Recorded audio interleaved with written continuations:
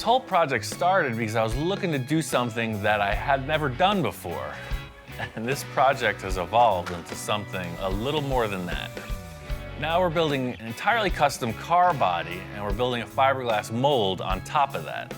It's gonna end up kind of like a model car, except full size. Sounds simple, right? We got our work cut out for us. We made great progress on the rear end of this car. Pulling that Porsche bumper really streamlined the effort. Coming around to the front end of the car, there's absolutely nothing there. I've never built a car like this. We're doing it kind of piece by piece, but in the end, the car has to look like it was a solid design from the beginning. What really set the pace for the look in the back was just starting off with something, some shape to represent the flavor. I'm really hoping we can get some kind of shape that ties this front end to the back. Victor asked me to meet him in his yard. He said he's got some ideas set up. Let's see what we could find. I had the guys just put all like the fenders and the bumper together. Oh, I see. Look around and pick what you think we could use, and let's start from there. I called Ian to come out to look at my scrapyard to see what we could use for the fenders. Before I go out buying something, I figured, hey, I know I got something laying around. Walking around Victor's yard, I know what to expect. It's not exactly a scrapyard full of exotics. Check it out, you recognize these? So we're walking through, and the first thing he points to is instantly recognizable. It's a Volkswagen fender. The VW, I don't know. It's got a weird vibe on this project. I don't know what this is, but we don't put it like this. You kick it up and bulge it upward. It looks kind of small. Yeah, and all these freaking 40s fenders. They're Zephyrs. They got the shape, but they're just way too big. A modern thing like this would definitely work better. I told Victor we could use any body panels we want, but they actually have to be the right contour, the right panels, so we can achieve the design we're looking for. I got some other stuff in the corner there. Let's see what we got there. I've acquired 25 years worth of stuff. My wife calls it junk. I call it treasures.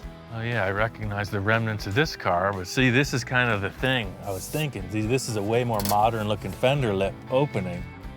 But that's too square. I'm just looking for that round fender point. I just need the point. This could be closer to it, but even this doesn't have enough roundness to it. I know these parts are pretty rough. I mean, like really rough. But hey, with Ian, you never know what he comes up with. Yeah, check these ones out. This, I think, would be more like it. I don't know what this is from. It's probably a newer, I don't know what these are. It looks like they got caught on fire. Yeah. What the heck, both of them? Yeah, I got a little fried there. It's got these two burned up fenders. Even though they're not really pretty, they do have a more modern look. The Zephyr and the VW are very exaggerated, and these are a little more streamlined. It wouldn't sit like this. There again, we kick it up. You open this up so it goes around the tire, and we got this little arch here so we could go down with the hood. That may be something you could work with. What do you think? Victor's got a lot of wild ideas. He's totally shucking and jiving. He's giving me the sales pitch of the century, saying we can pull this off with the parts that he's got. We just got to get him in the shop, see what happens. Just like everybody says, hey, if you build it, I will come. If I give you the points, Ian will make it work. Right. That's my philosophy. Here he goes. He's pulling me into another three-ring circus. Well, what's up with this bumper here? What the heck's this about? Building projects like this behind my back? It's something I picked up at Pomona. I mean, the price was right, I didn't need it, and I bought it.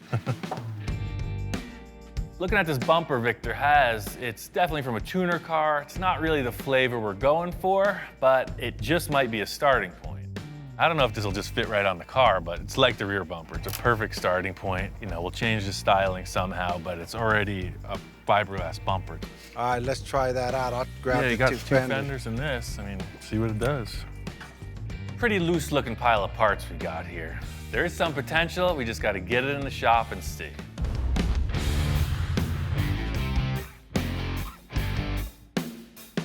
We made our selections and brought all these parts back in the shop to see. We're working with nothing here, blank slate. First order business is to try to mock up some parts. The Sterling's square, and that's just not what we're going for. You see, 'cause, I mean, everything's out of proportion, but the way I seen it was like this. I'm just looking at this point going down into the hood. All this will be discarded. This is all I'm looking for, and actually up higher. The whole style of the front end we're trying to create here is sort of like raised fenders, super low hood height. Put these burned up fenders on the car, and it's sort of the direction we're looking to go.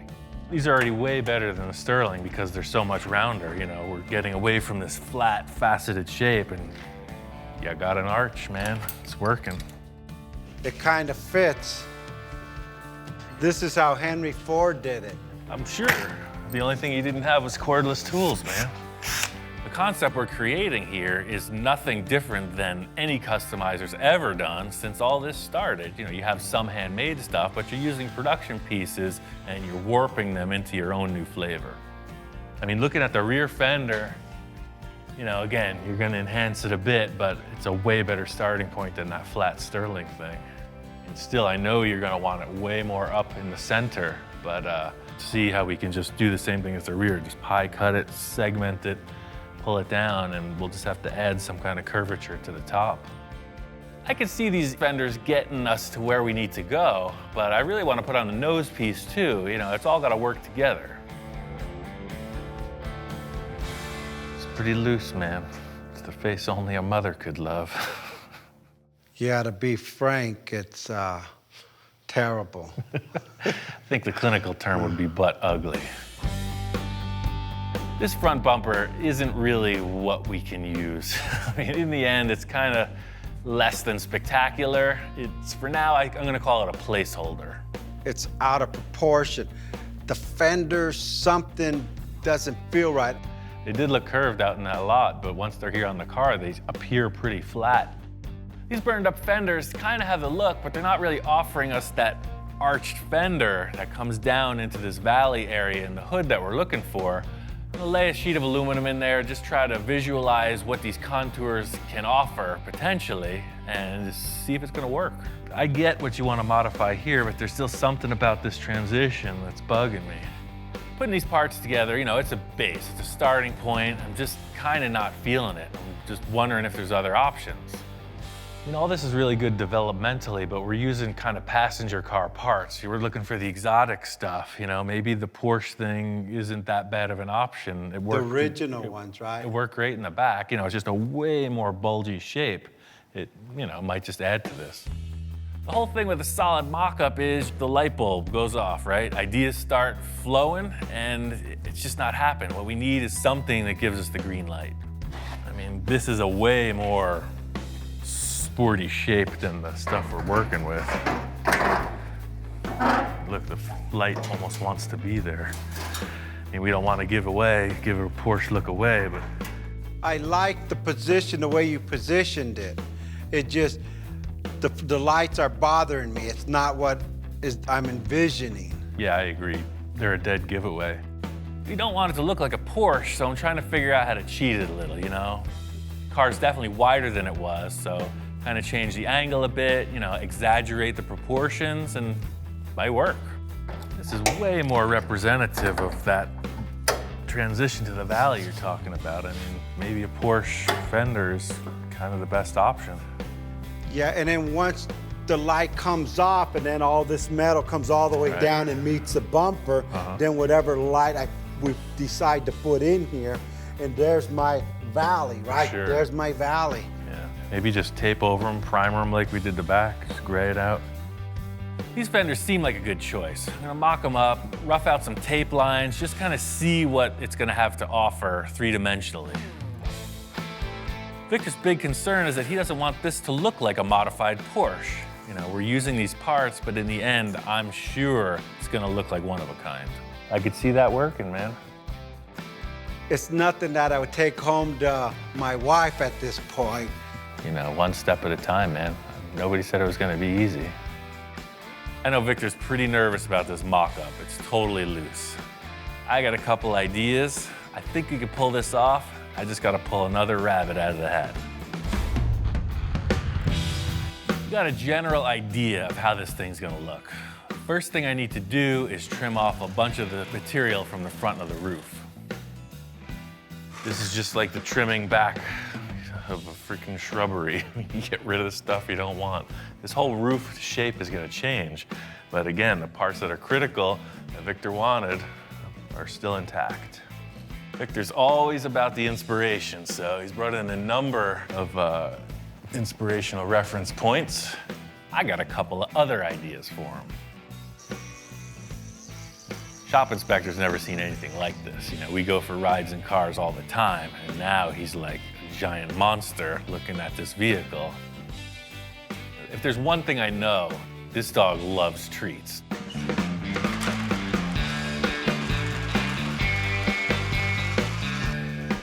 Supercars.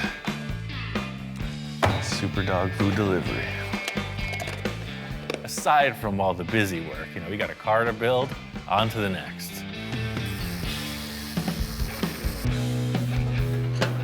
First thing I want to do is get rid of these headlights, cut them out. I definitely want to do something way different on the nose of this. This is way better than those other funky parts. These fenders are just perfect. Because of the rim and tire selection, you know, the fenders were not going back in their stock place. So what I did was I moved them out, changed the angle a little bit, raised them up. So, you know, even though they are Porsche fenders, they're nothing like it if you put it side by side. It's pretty impressive. But again, there's a giant hole in the car. I'm thinking about one thing that just might work. There's one thing about that sterling is it does have the flavor of what we're looking for. Just like with everything else, I'm gonna use the portions of it I think will work and cut out the rest. Love this surface. You can see we're right on this area Victor said he was committing to. This height flows perfectly up into here. Right here it starts to rise up, and that's the area that is a foul. Like with all the other components on this car, you know, we're trying to make it our own. The sterling hood's getting trimmed way back. I'm just using the portion of it that represents the profile I'm looking to achieve. Perfect. It's very curved, even though it made it look flat to the eye. And by screwing it down, it gives us a perfect transition to these fenders. Just by removing the scoops and kind of trimming it back a little, I think this hood's gonna work. I just need to make some simple structure to attach everything, and then it's on to finish work.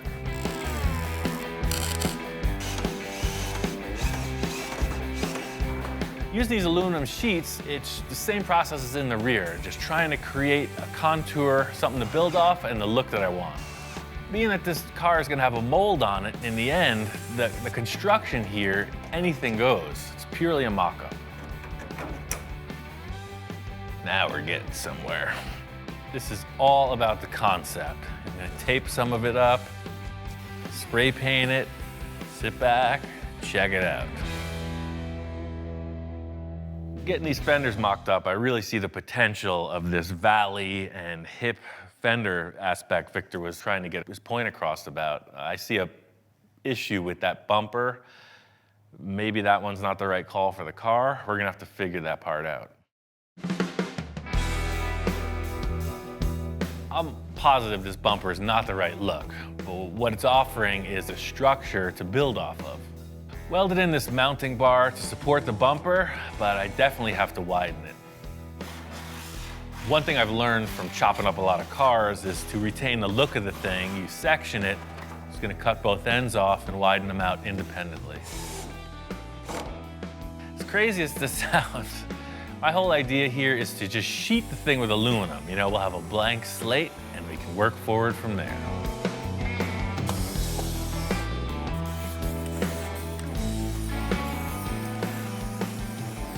If you hold your hands just right and squint hard enough, it's really starting to look like something. And that looks pretty cool. I like the way this is shaping up. We're gonna match the other side and we're gonna get a lot closer. This car is definitely looking a lot different than the last time Victor saw it, and I am curious of what his thoughts are. Before Victor gets in, I really wanted to nail this concept, so I went ahead and did some finish work. I laminated the aluminum and the fenders with fiberglass and then went over that with body filler and, starting to present a finished surface. I took a bit of a leap of faith on all the work on the hood. I hope Victor likes it. Ian, what's going on? Hey man, just fleshing this thing out. Wow, what a difference. Last time I seen the car, I was having nightmares because the car wasn't quite coming out the way I see it. I love the lines, and there we go again. We got the fenders going down, I got my valley, then it looks like it ties in with what's going on in the back. Yeah, that skirt was just a generic layup for me to get some symmetry in the thing. That other tuner car bumper is a little strange, so whatever you want to do, man, it's ready. Victor loves the idea of the blank slate. Setting it up like this just gives you every opportunity to discuss more design. I was so tripped out last night when I woke up, man. This morning I got out of bed and I've been shopping. I need to get a front end on this thing, and I looked at 20 different styles and I think I found the right one. Victor says he's got something else to add to the car. I never know what to expect. All right, I'm gonna go grab it out of my truck. At this point, I'm thinking, hey, it could be anything. Hopefully it's not a new rear bumper. Ian, check this out. You won't believe where I found this. What the heck is that off of? It's a Lamborghini front end. Wow. Found a Lamborghini junkyard. A Don't ask Lamborghini me junkyard. what year. This is not what I was expecting at all. You see, I'm going about it with a bunch of aluminum foil and body filler, and he pulls out the supercar card. That's good stuff. It's not what I was expecting. Expensive. My back pocket's hurting. There's nothing here. Look. Wow. Does that look familiar? Wow. You're going for That's it, man. it. That's the right call. That's all I got left. The other thing looked kind of like a Honda tuner car. This thing is nasty. I love the way that those two things come together. You don't get that when it's separate. And there's your vents. That'll work for the two radiators on each side, right? For sure. That thing's mean. Hopefully it fits and we don't have to hack it up like the other one. Just mocking up this Lamborghini nose, it's the look, It's night and day between what we're starting with, that tuner car bumper, and this. It's like a super aggressive, really low. It's just a whole higher level of design. Sometimes I come in with something or use stuff I have laying around, and I gotta really pitch these to them. So I walk in with this Lamborghini front end. I knew I wasn't gonna have to pitch too hard. On its own, it looks freaking awesome, but to get it to fit with the car, we're gonna kind of have to change everything. We're gonna have to blend out all those hard edges. We're gonna have to cut back 90% of the work I just did. I got a couple ideas, man. The thing is, just get out the tools and try to make it work. But anything you cut off on this thing, could you save it so I could at least hang it on my garage wall? Yeah. To get this Lamborghini nose on the car, I gotta undo a lot of the work I already accomplished, but hey, that's part of the mock-up. This design is really worth the extra effort. Victor's kind of sweating it, he doesn't want to risk these parts. He doesn't want to see me just chop them apart. I'm gonna send him packing, take a little of the pressure off, and get to work. I was having trouble conceptualizing what the nose of this car was gonna look like. Victor comes in with the heavy-hitting part. These pieces nail it. My idea is heavy surgery. I'm gonna cut back everything I just did, splice this piece in, remount it, blend it together. Fitting up this nose, just trying to make it look like one piece. Somebody's gonna not be able to realize that it's 5 different concepts all mashed together. Definitely cutting off this edge here. So I put 2 fasteners, one on each side of that. I'm gonna cut this right off. When I blend it together, all this hardware disappears. So pretty much the surface does this. I don't know if you can see it, but I can. The whole thing with this process is it's kind of so reaching in the dark, it's just looking for these little glimpses of hope to carry you through, because trust me, this isn't easy. This is like the challenge of a lifetime, and we're going about it pretty haphazardly. To fill in these gaps, the same process as with the fenders, just some aluminum sheeting, fiberglass, filler. One thing I've always wanted to do is, build complete car bodies in the style of Ed Roth, and this is very similar to that. Glomming a whole bunch of stuff together, no matter what it is, and then making a mold on it. The thing with the mock-up is it's about visualizing if you can move forward, So taping it up, spraying it gray, it gives you a perfect representation of a yes or no to your question. This is why I'm doing this with the gray stuff. So you kind of sit back, look at it, it's gonna work. You got two drastically different styles in the bumper and the fender design, but we're gonna do a little deletion of both, defining ridges. Kind of right in there. One thing about transplanting this nose piece on it is it doesn't really work with the ridges on top of the fender. The look of the other car was defined by these really sharp cuts in the body panels. This one doesn't have any of that. So I'm just gonna cut this off right here, and the filler's gonna delete this rise. The filler's gonna come right up and over, so you won't have this or this. That's the plan, and I'm sticking to it.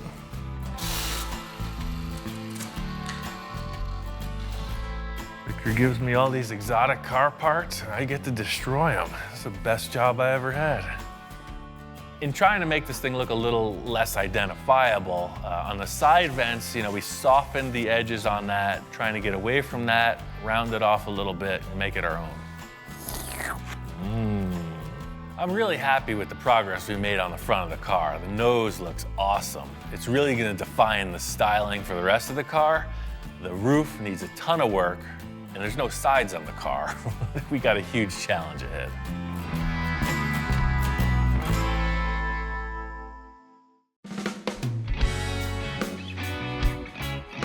We're down the road on this crazy journey, and there's still a lot up in the air.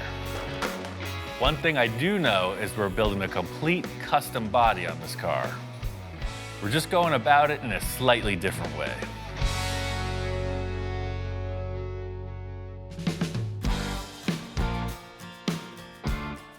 Moved into a new lab, got a new workshop.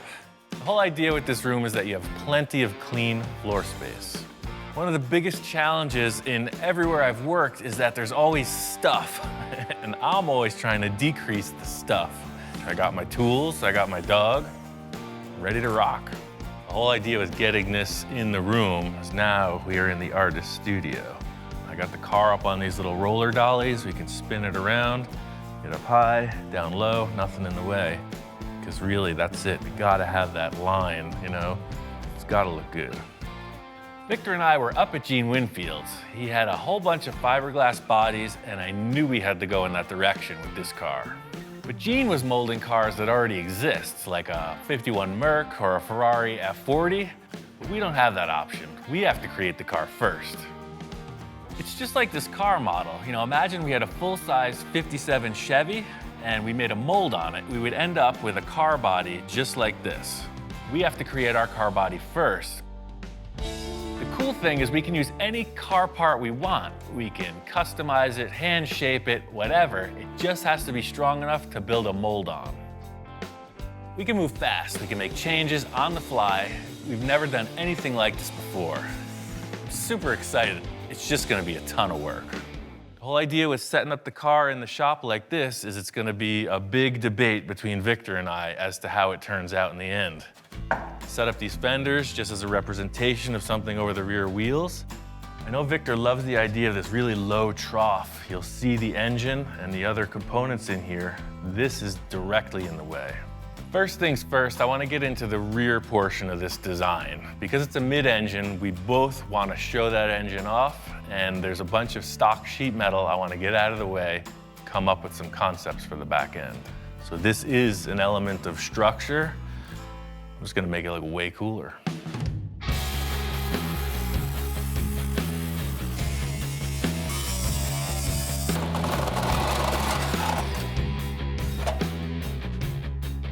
You can see now clearly the strut tower in here. And if you look under the hood of any front-engined you know, car for the track, they'll have this flange that bolts on here and then a cross brace. So already you can see it's just, when you're looking in at the engine, it's way better than looking at this big divider wall. What do you think?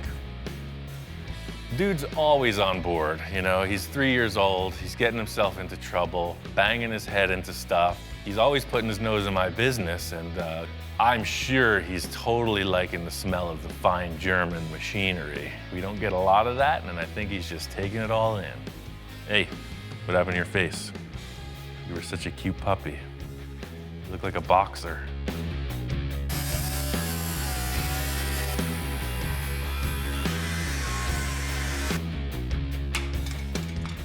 Getting all this metal cut out of the way, it's exactly what I was looking for. The engine will be exposed, but now I gotta put some structure in there, and I got a couple ideas how to make that happen.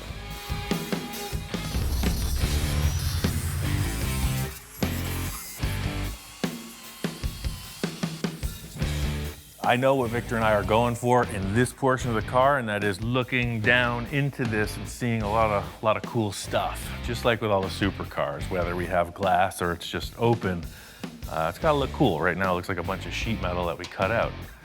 Try to snazzy it up a little. Now that I got all this metal cut out, my idea is to put in like an upper strut support. It'd be easy just to throw a piece of tube in there, but I want it to look cool. Race cars, they try to lighten everything up. I'm gonna do the same here.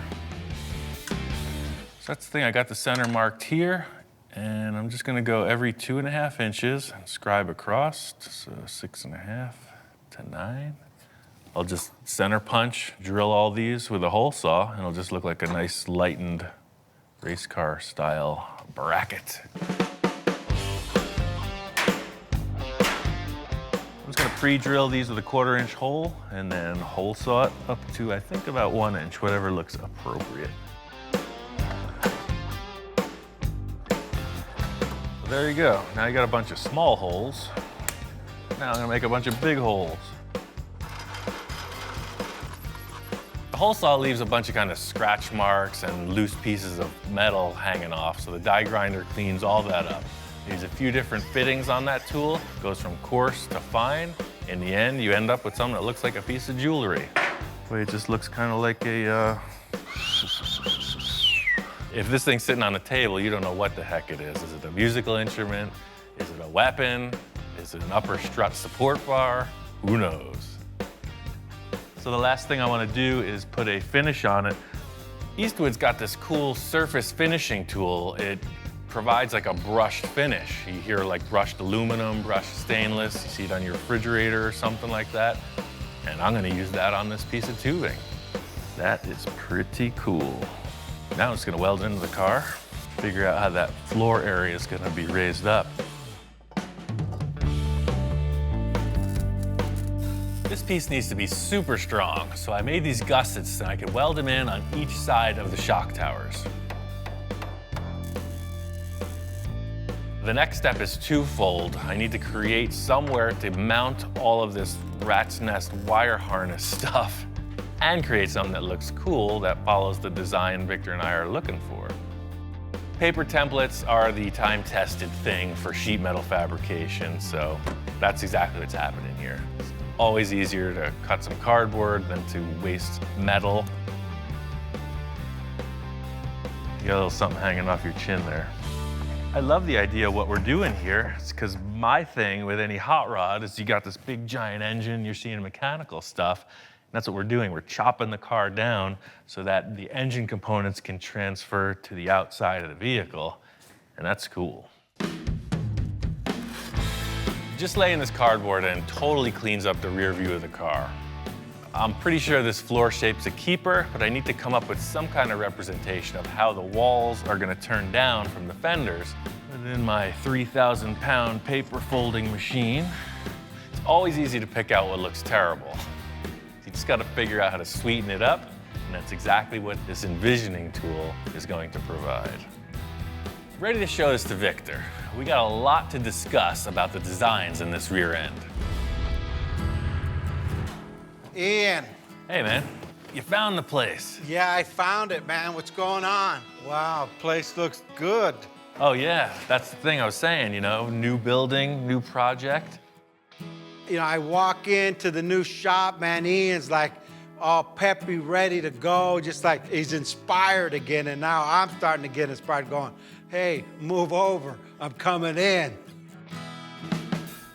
That looks good. The lines are lining up. Yeah, it's all just kind of concept, you know, something to discuss. Aside from it looking so cool with structure, you know, these are springs under here. They're gonna wanna fold in.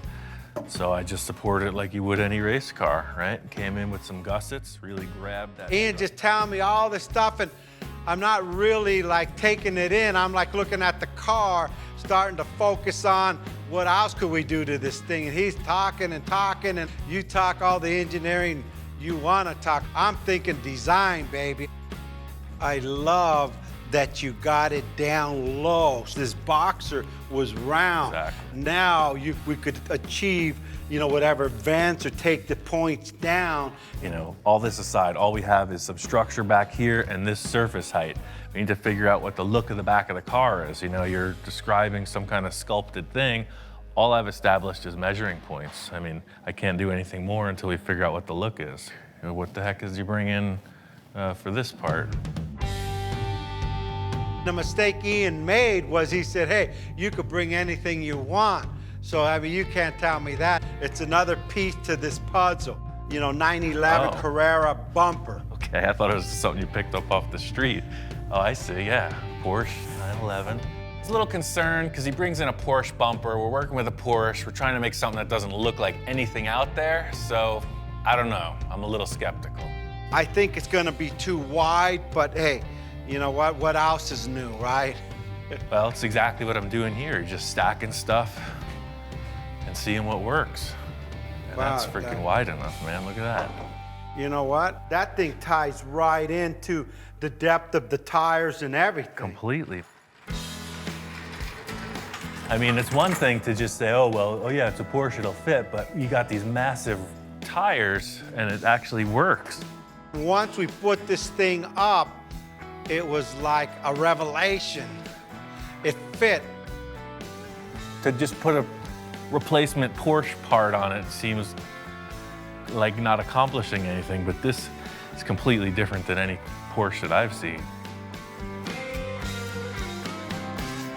I mean, already I'm seeing lines coming off of this that make the whole back of the car start to appear. I don't know what you're seeing, but I see looking now pretty from cool. this point, watch, stand here, I'm gonna show you what I see already. Now as you come in here, guess what? These are rolling. Guess where this fender's going? Straight to here. Look at this. Look at how this. This is like a whole imagination station. That's exactly what it is, you know? It's like, imagine if we could do this and it felt like that, but it was more like this, etc., you know? He comes up with this dialogue and I cement some kind of a tangible thing and then we modify it. What if we just took the Boxster fenders and just mocked them up? Maybe that curved shape can benefit us. You're right. I brought everything from the other shop. They're right here. If we're gonna go with this Porsche bumper, it's very round. It's in direct opposition to the faceted edges on this Sterling body. It's got me thinking about a couple other ideas. So you can see it's curved. It definitely takes over from that, but if we put it on, oh, look at that. Wow, that's ridiculous. It matches the diameter of the Look tire. at this thing, huh? Look at this, huh? That's pretty crazy. The rear bumper and the fenders are really a huge breakthrough because they're not the end result of what the style of the car is. We just need to create surfaces to sculpt off of. It's exactly what you're describing, man. It's like down, Wow, yeah. up, and over. The lines are all there. I mean, now it's an open canvas. We have a lot of depth to work with, so This is that's exactly what I pretty needed, cool. man. I'm gonna show you a couple tape lines that I'm considering with the angle of these walls, because that rear deck portion is quick and easy. The main thing I want to figure out is when you're looking at the car, what are the proportions? How does this engine bay get closed in? How does it flow into the rear quarter panels? Because that's a huge element of how the rest of the car is going to be styled. So this is the angle both sides will be at. This will just get moved over, trimmed out. But these are our dimensions, you know? None of this is going to be visible in the end. This is just going to be a rolling shape that comes right out of that trough. Ian, what do you think about a slight curve on that? Well, I got the slip roller. Let me put it in there and we'll see. Look at that. Wow. Totally good call.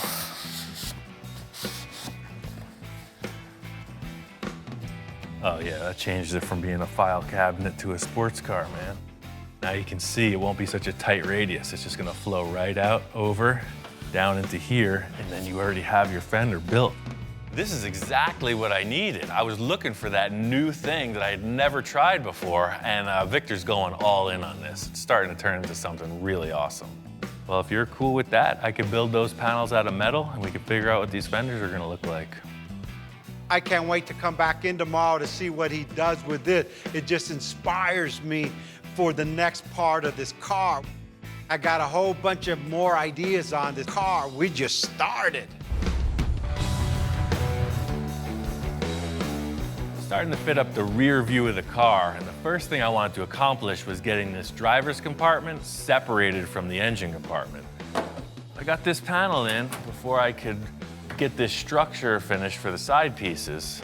These tubes here are gonna be the support structure for the side panels we discussed.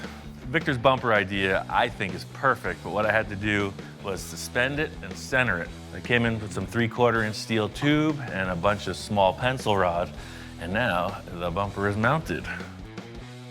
This panel here is gonna have a rear window in it, but I don't know how that's gonna look until we get these sidewalls in. Victor and I are committed to this, so I'm gonna put the floor in and build the sides.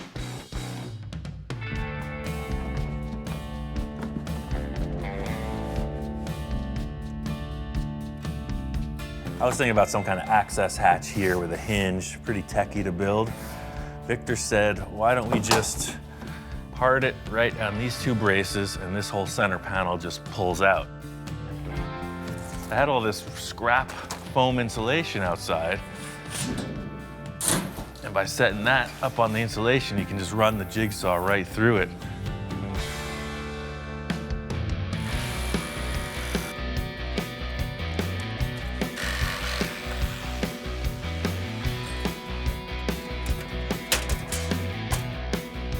I'm gonna do this whole portion of the car in aluminum. My plan is that it's gonna stay with the chassis. It'll never be molded in fiberglass, so I want it to look really bright and cool. That's it. Piece of cake. So for now, these are just gonna get screwed down. It may hinge later, I'm not sure.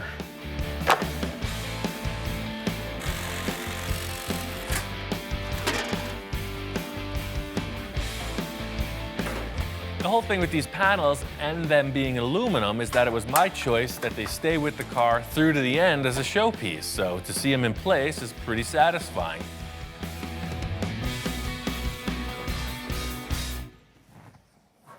Just can never, I need like a holster for my magic marker. Like, whoosh. That's it, I'm taking applications now.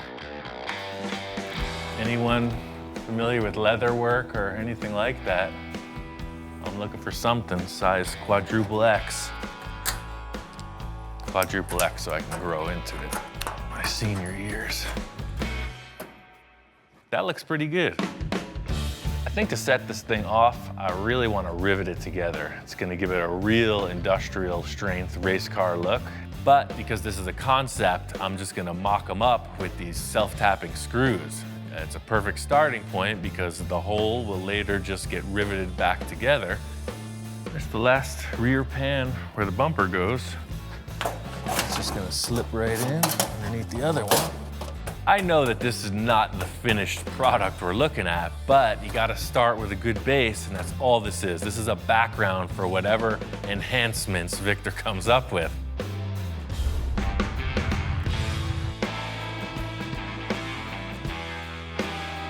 Came out to the Pomona swap meet with Victor. It's one of the largest swap meets there is. It's the go-to place to get what you gotta get.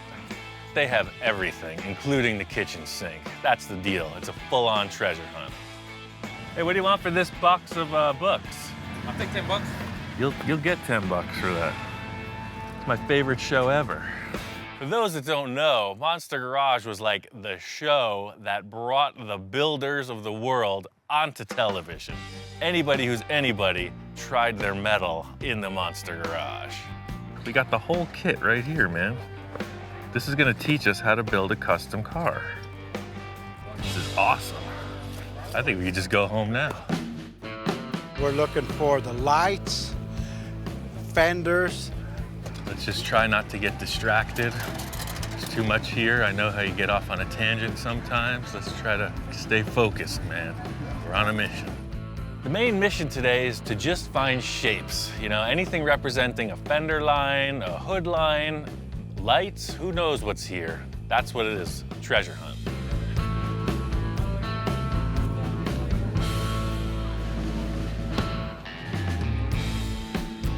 Now you know where I get all my crazy stuff. Yeah. This is like one of my main places to find all these parts that will fit any car that I got. Or I any like car how that professional their labeling is. I mean, definitely hit a few walls with that spray can style, man.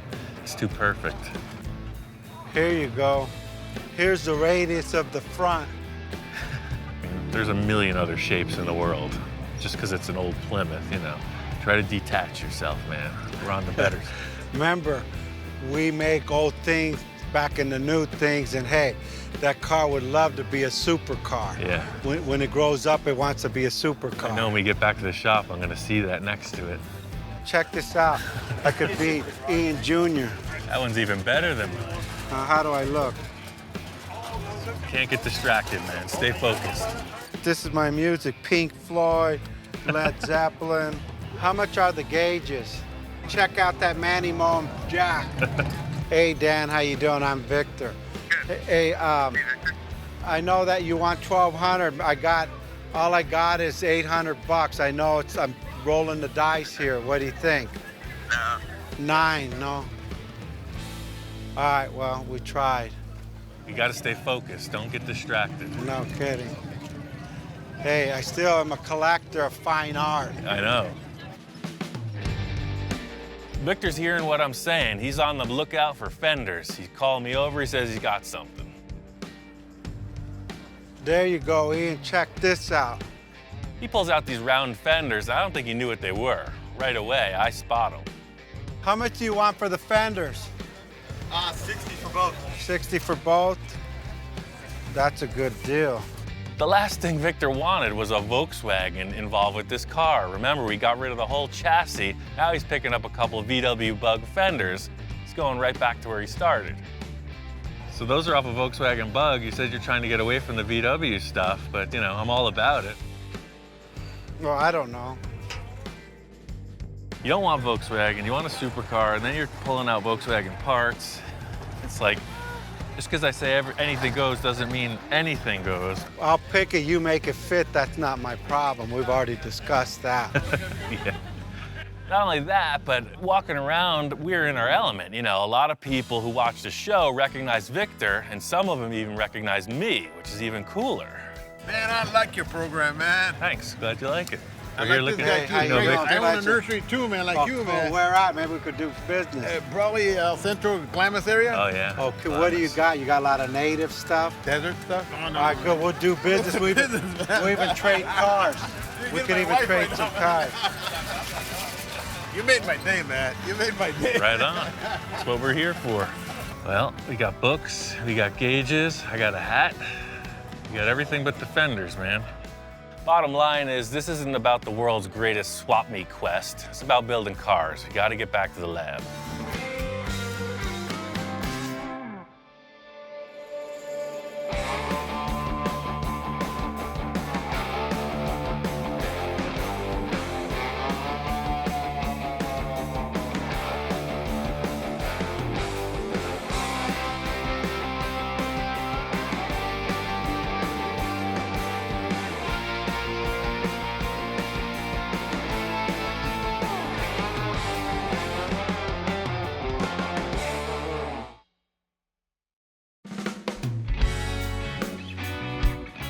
It's a long journey, but this build is beginning to take shape. We started out with a Porsche chassis and a Sterling roof.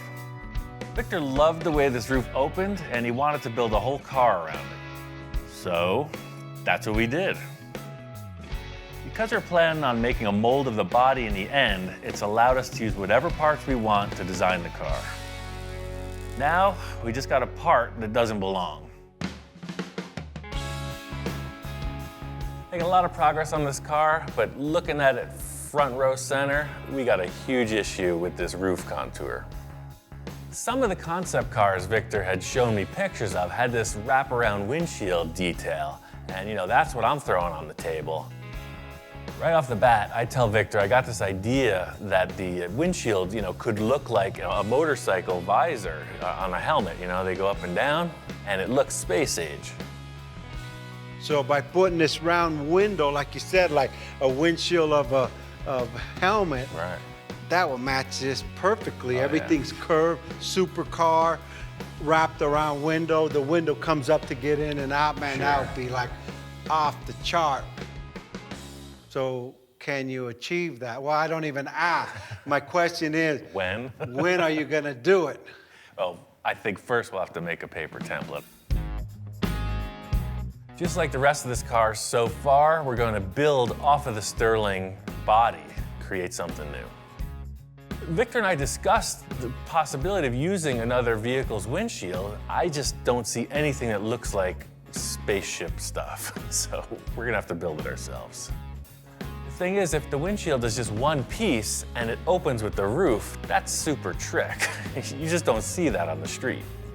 So that's the thing. This is the pitch of your windshield at this point, so you see it's not a very big No, visual. let's move it back 6 inches, move that line to there. Drive right to the Okay, seam. right there. Okay, now we got a lot more pitch. See, there we are. Now that's more. In the core, it's gonna come up.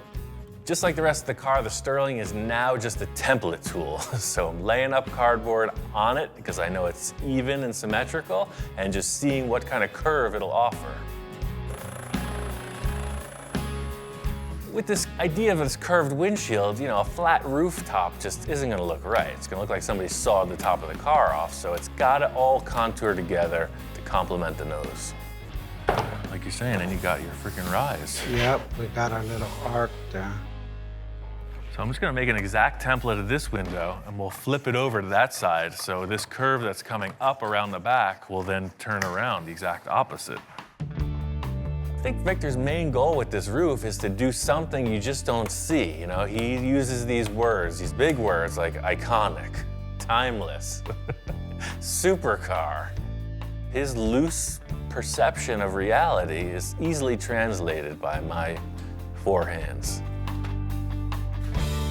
So you want to create like a little dome Yes, shape off the yes. roof, like up there, like That's that, right? it. That's what's missing. I love the idea of this mock-up with the cardboard for the one-piece wraparound windshield. It's exactly what I was thinking. Motorcycle helmet visor.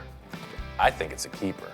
Finally, we get rid of the ugliest part of the car, man. Let's just bury that Sterling. We bury the rest of it. Just don't dig it up again. Dude, that was my inspiration. I'll leave it. The Sterling started the whole project, Oh, yeah. so that hurts. And the Porsche Sterling, how do you think it feels? Oh, it's done. I think I sold Victor on this idea. There's nothing to it but to do it.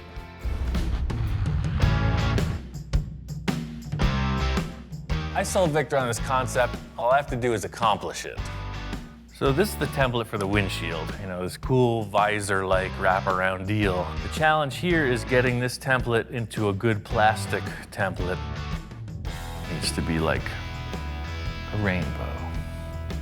Plan here is to get down with my bad self. I got some acrylic sheet. I'm gonna make a better template that should represent this windshield in its three-dimensional grandeur. The reason I'm using acrylic is because it's very representative of how any material that supports itself will curve. The potential to create a glass piece in the end is totally possible by forming this out with acrylic sheet. Like I was saying with the paper template, this acrylic template still needs to be refined. The main thing I was working with here was this surface and the wraparound to create the new roof. You can see here, all these mismatch in spaces is just the simple second time around on the template. All I'll have to do is just take a tape border and increase it by that much all the way around. But that's the thing. We had to know what the plastic was gonna do on the roof edge before we could build it. I'm really happy with the way this windshield experiment is coming together. The whole thing is getting the roof contour to complement it. That's what's really gonna sell the concept. So we know what the windshield's gonna do as far as what the acrylic template will allow. And now to build this top of the roof contour, there's a million ways to go about it. My first thought, maybe find another car roof, or maybe a giant shape that has this dome I can splice off and use. But I've got another idea, and I really want to try it out. Nothing says supercar like a big bundle of cardboard on the roof. I had 10 gallons of this stuff from another project. What it is, it's a 2-part expanding foam. So sort of like you put your catalyst in the body filler and mix it, that's the same process here. It's 50-50 ratio, 1 part to 1 part. I just don't really know how much it expands. Like, will this amount become that amount? I don't know. I like experimenting, bottom line. So if I do 2 of these of A and B, that's a gallon. I think 2 gallons.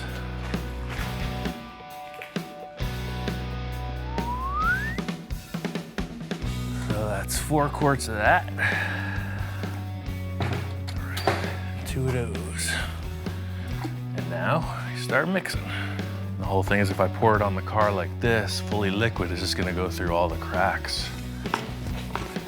I don't know, I'm just mixing it up. We'll see what happens. I still got 4 gallons left. It just became twice the volume. Here it comes. Get ready. Whoa. Wow, I didn't realize it was gonna be that fast. Wow, that was fast. Oh, we're gonna need more, totally. It's not stressing the barrier. It's growing just perfect. Uh-oh. We're about to experience a breach. It's still growing. The whole thing is, this is a huge challenge. It's the challenge of the lifetime, Just trying to keep it festive, keep it lively, always thinking of nonsense to get you through the moment. For the little 3-inch rise we needed, I think we've substantially overshot our goal. Shoot for the stars and you just right reach the moon.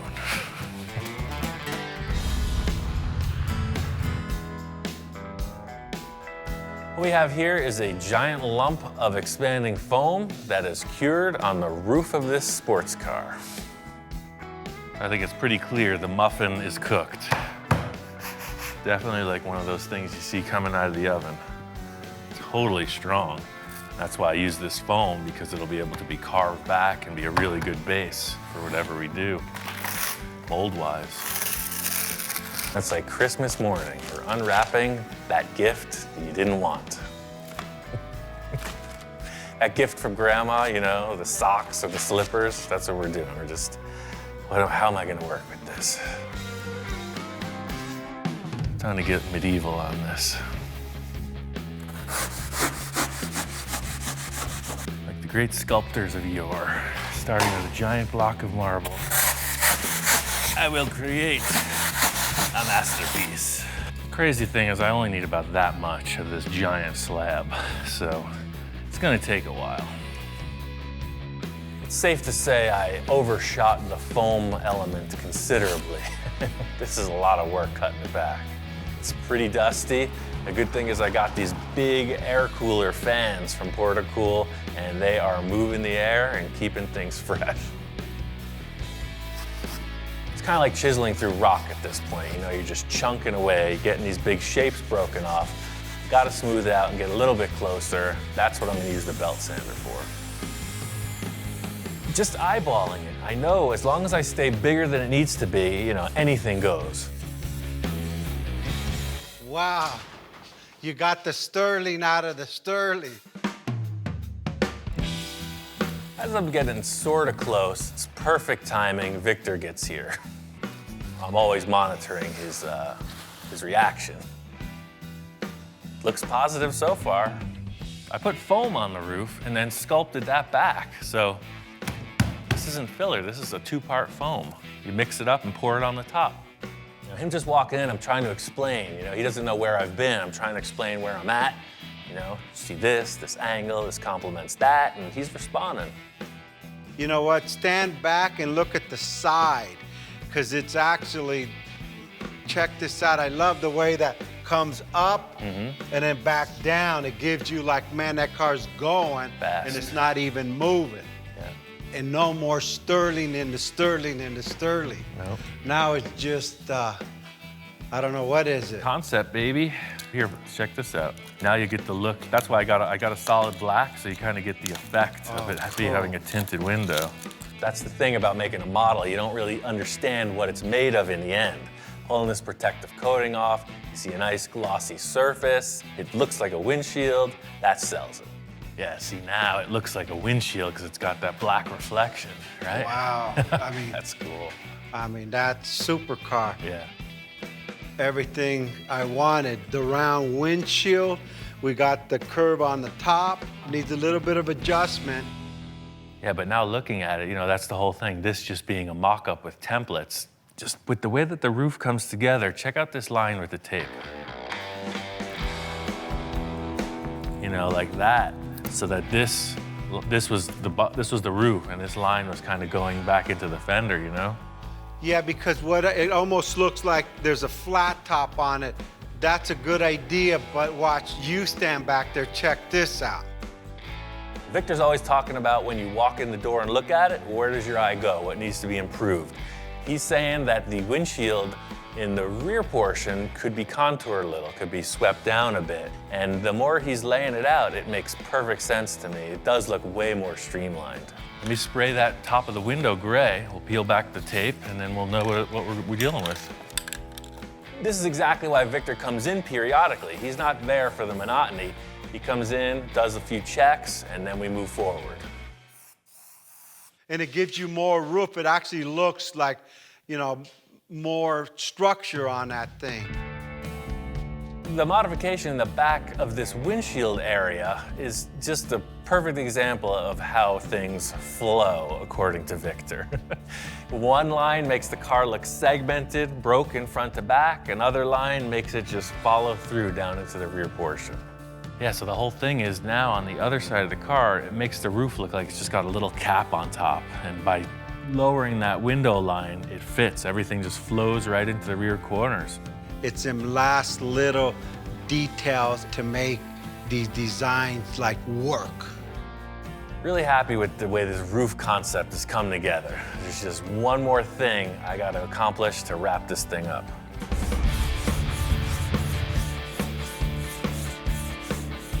Finished the bodywork on this roof. I'm really happy with this. It completely negates the look of the Sterling, and it complements the nose perfectly. Victor's call with this line revision for the windshield nailed it. Definitely want to add some flavor to this cowl area of the car. I got a couple ideas. I'm just gonna do something and we'll see how it develops. From the start, you know, Victor's coming up with all these crazy concepts, you know. He wants this or that or the other thing, but he doesn't give much solid direction in the beginning stages, so that's my opportunity for artistic license.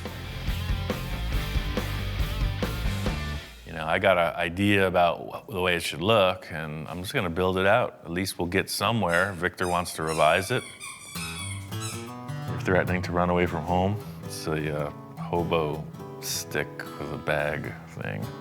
You going somewhere? I guess so. Beat it, kid.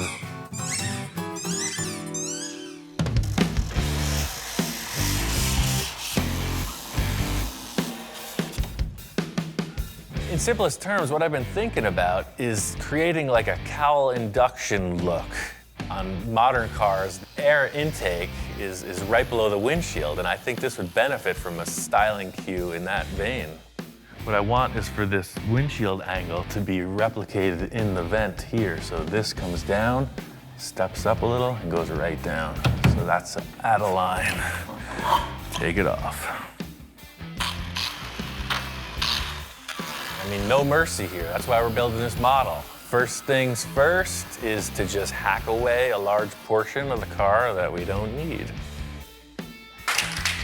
What this is doing is twofold. It's shortening the perceived length of the hood, but by sectioning it down, it also makes the car look lower. It makes the windshield dive down, you know, it's aggressive.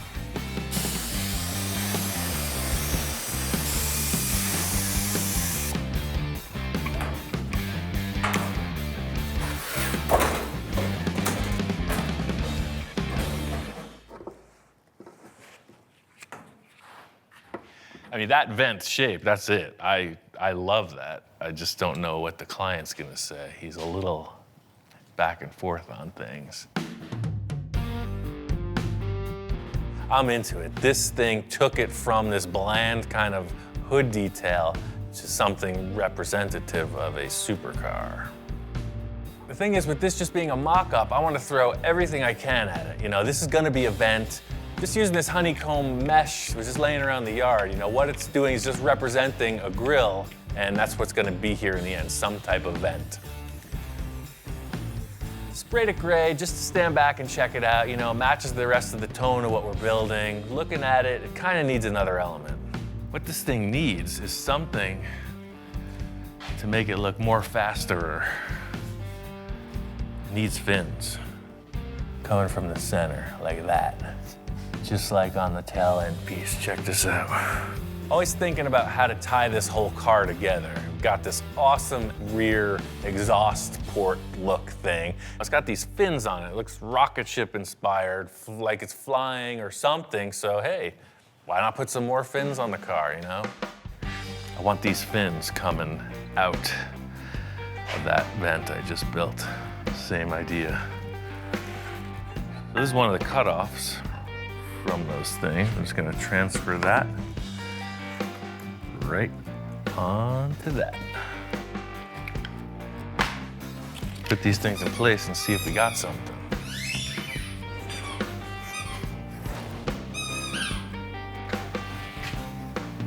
Oh, that's mean, that's aggressive. That is the flavor. The whole thing with this is design, you know? I did it before with this piece. We're holding session here. Can you just compose yourself for 2 more minutes? That's all I ask. As I was saying before I was so rudely interrupted, same process as I did with these. Cut it, router it, sand it down, put it on the car. Pretty simple.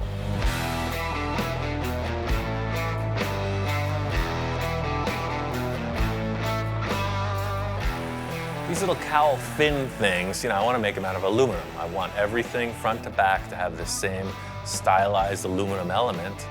Big chunk of aluminum plate, cut it out, finish it, router it, finish it again.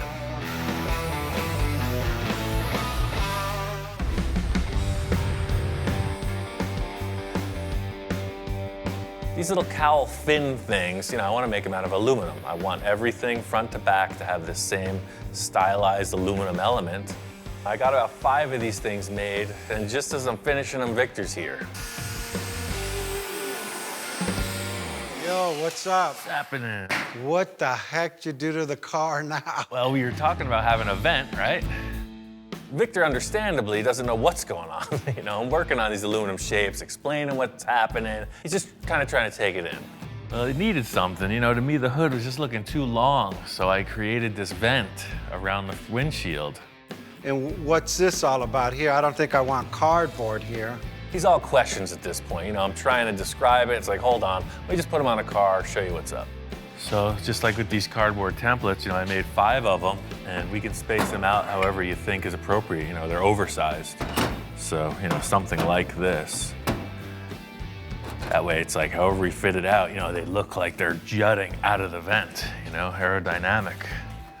What do you think? Yeah, I really like that. That's like, it gives it another dimension. Look at now the Little car's jewelry, like yeah.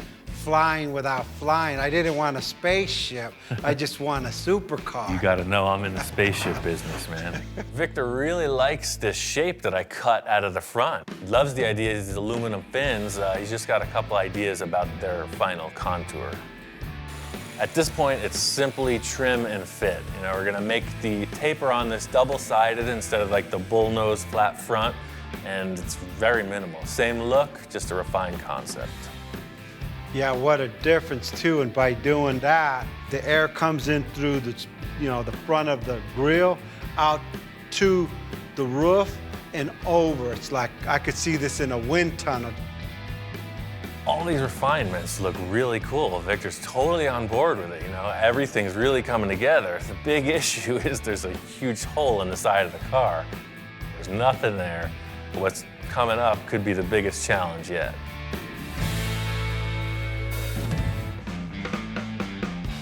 We got a little something. Check it out.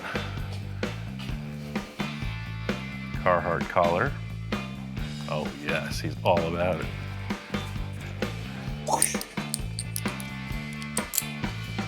Check that out, high fashion for dogs. But wait, there's more.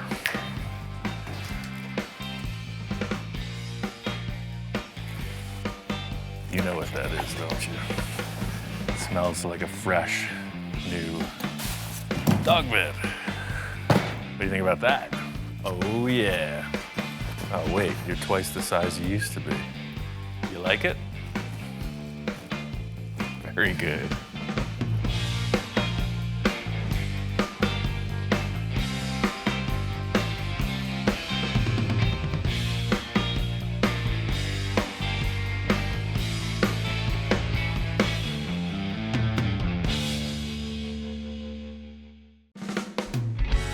This build continues to evolve.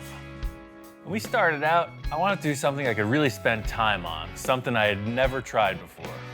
And that's pretty much what I got.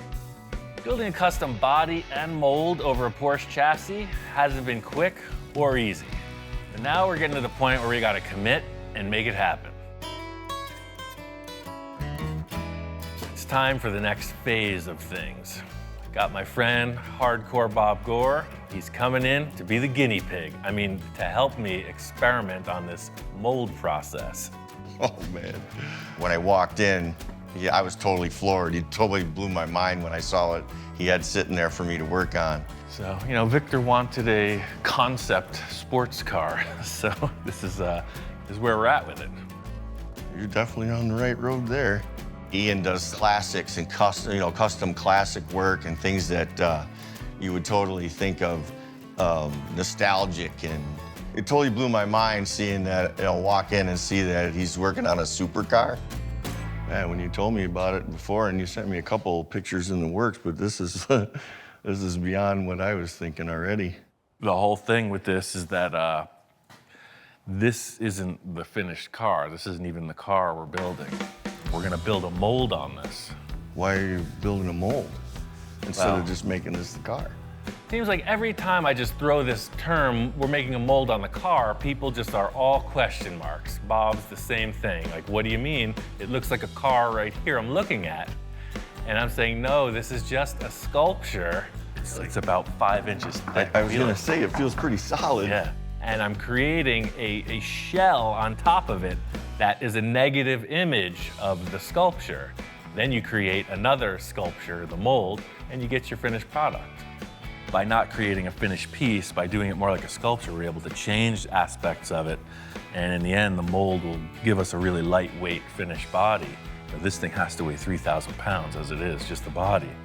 We started going over why he was doing what he was doing. And the thing that came to mind was, hey, we're doing this for Victor. And Victor is a master of change and improvement. I never would have thought of making a mold out of it. I would have just made the first initial car and said, there it is. Yeah, that's the thing. It looks good now, but the kicker is I've never built a mold this big. So that's why you're here. Guinea pig. I can blame it on you if it doesn't work. Right. Okay, the ball guy.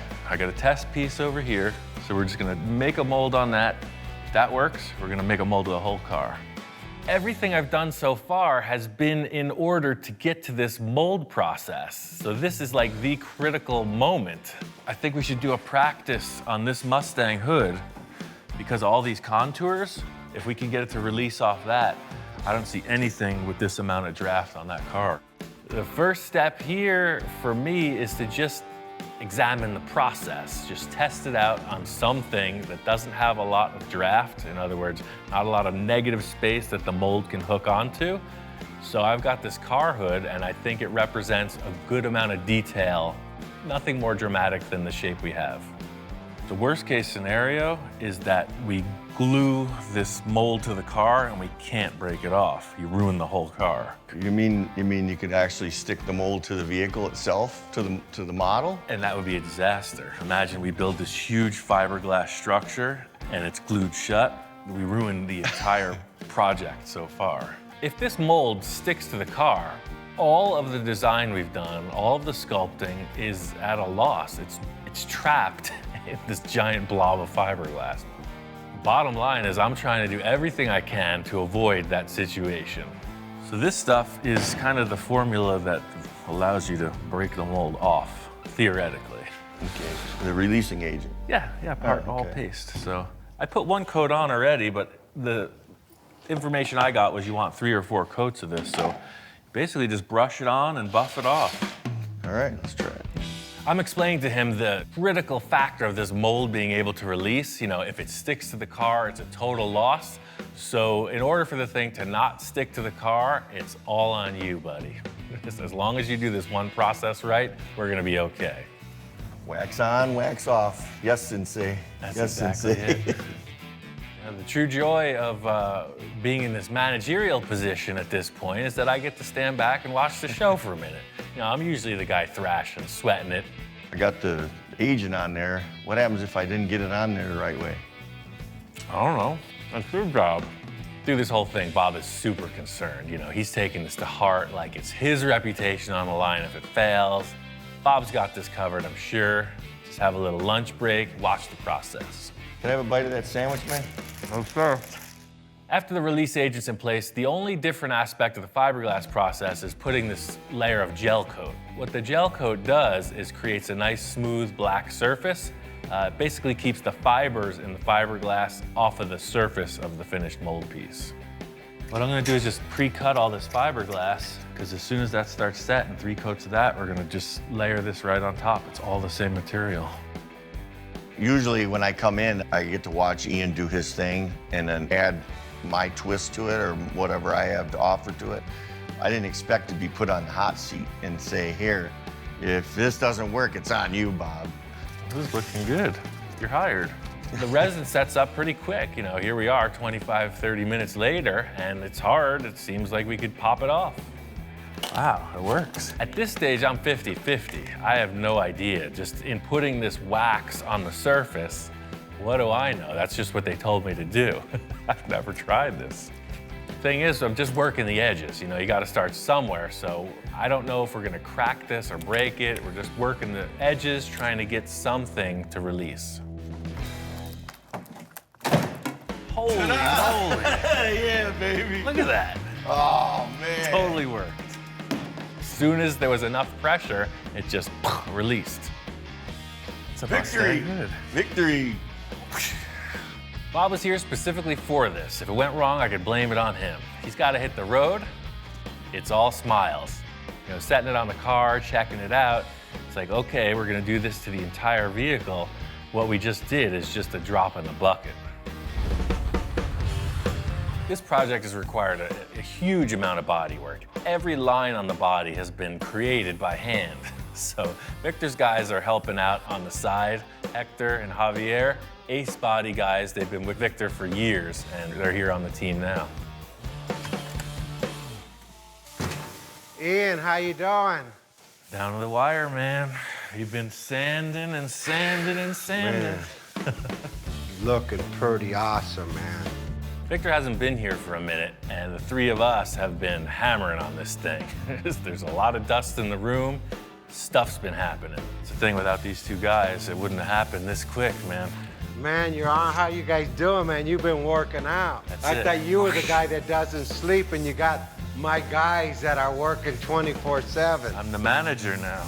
I stepped Hey, up, man. it's I get about the time, management. man. I'm glad. Victor's responding to all the block sanding. He knows what it takes to make a straight car. It's looking good. What I really wanted to show him was this mold experiment we just pulled off and how that's gonna transfer to the next step in the process. Well, we got this hood here. It was just laying outside. Where did you get this at? This is the mold. This is the whole process. You did this? Yeah, we did this yesterday. You're kidding. So I just had this old fiberglass hood, and you know, this was made in a mold, so we made a mold on it. And what we learned was, you know, obviously the gloss paint really helps with the release. See how smooth it is? I see. But what we learned too, see, it took some of the car with it. See this here? Yes. This was scratched in the hood, and of course, when you make a mold, you get a perfect scratch in reverse. That's pretty awesome. He's definitely relieved. You know, there's kind of been this like gray area on the end finish here, and showing him this mold, he is all charged up. The nicer the masterpiece is, the better the mold is. So instead of body work in the mold, we'll just get that perfect, paint it, and then do the work on the mold. Once we make the mold, it's permanent. The only question is, what are you gonna change now? Well, that's the question. You know me. It's your last chance. Yeah. I'm all amped up to get on with this, you know? I've got my salesman suit on, and I'm telling Victor, now's the time, man. It's gonna happen. If there's anything you need to change, speak now or forever hold your peace. All right, well, let me give it one last look then. Victor's sweating it, you know? He's a man who loves to modify stuff, and he's taking it to heart, you know? It's like the guy at his wedding, and he's not 100% sure. It's like, dude, is it yes or is it no? You know what, Ian? I'm committed. Let's go for it. No more changes. I'm done. Praise the Lord. The debate is over. Victor said he commits. He's going for it. The thing is, the mold requires that nice surface to release properly. What it means is we're gonna have to get this car painted like final nice gloss show car finish. It can't just be primered. We need a gloss because the mold reflects every defect.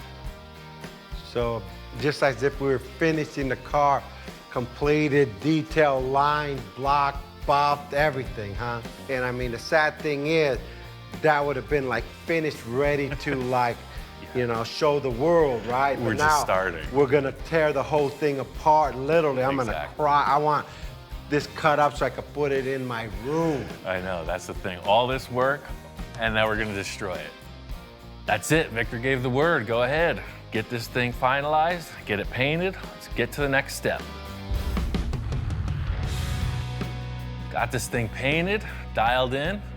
It's looking good. The whole concept here was the color choice will not be represented in the end. It's a gray tone. The main thing I wanted was a reflection. That's how you can look down the sides and be sure they're straight. That's what we need to get this mold going. This thing is really shaped up. You know, all that block sanding totally pays off when you get a clear coat on it. It's time to get on with making this mold. First things first, I want to get the car up in the air, stable-like, because I'm gonna have to do a lot of work and underneath and around the fender wells and stuff. I got these quick jacks. They'll lift the car almost 2 feet. Really cool. I don't like to have a lift in the shop, but they always seem to be in the way. So these guys, you just roll them out, put them under the car and lift it up. It's just like anything else. You work in as comfortable a position as you can. I'm gonna have to do a bunch of stuff up in the fender wells, under the rocker panels. So in other words, it's not so high up, I can't reach the roof. There's no pillar in the way you'd see with a standard vehicle lift. Full 360 access, about 1.5 feet off the floor. It's perfect for what I need. I think a typical car mold is built in like 7 or 8 pieces. I think we can get away with a 5-piece mold. In other words, the hood will split in half, left and right. The roof and door sections will be 1 piece, and the right and left rear quarter panel will pop off independently. This is an exciting part for me because the whole build has led up to this moment. Instant wheel arch, The whole thing with the parting line is the mold has to separate.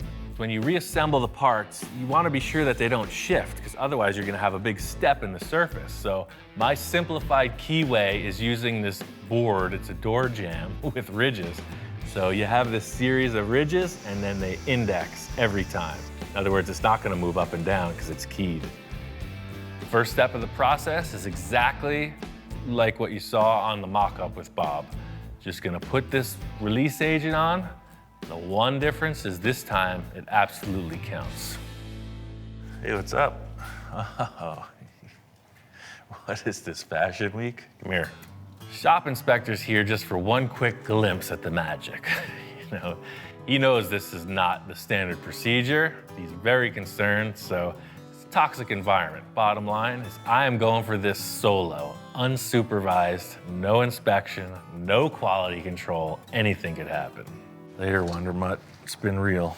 After the release agent dries up, first step is gel coat 3 times. 3 layers of gel coat, that helps keep the fiberglass fiber off of the surface. Gel coat is on. Now 3 layers of this.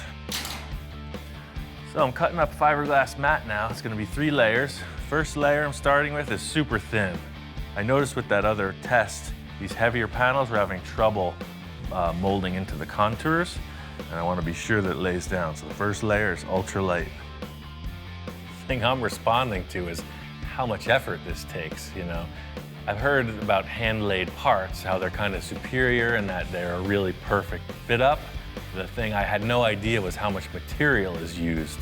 This is 1/5 of the mold, and it's just taking a ton of product. It's gonna get real ugly before it gets better. Hopefully Victor doesn't get traumatized. Passenger side is 1/2 of the nose piece. I'm gonna do the same exact process on the driver's side. That represents the nose. Get those in place, pull it off. I got the front hood section laid up in 2 pieces, left and right, and now I'm working on the roof door section, which is in 1 piece. So out of the 5-piece mold, number 3 is in progress. I laid up the passenger side like super overkill. I stopped laminating the ribs in on the 2nd piece because I realized I might want this thing to flex a bit in order to get it to release from the car.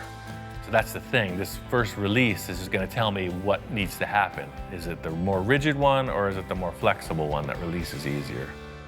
I'm getting wild style on this. It's totally out of spec for what the shop inspectors used to seeing. You know, there's like no process, there's no procedure. It's just glommed on the car and he is like super leery. So it's the moment of truth, man. Victor's on his way right now. We're gonna see if this is gonna part, see if it's gonna come off the car.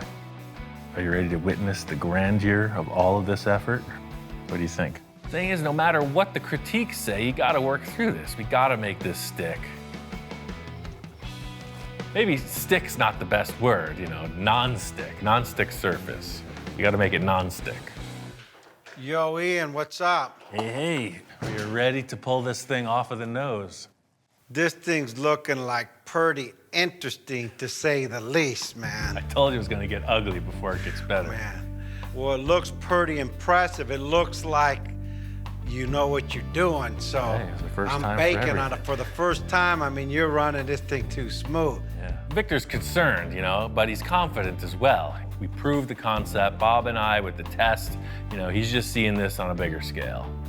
That's the thing, if this thing doesn't release, it's game over. We're literally starting from scratch, so. Well, your test mold did, so hey, this has a better paint job than the test mold, right? That's kind of what I was thinking. It's definitely set up. I think it just might work. Let's do it, start pulling, man. Dude, get ready.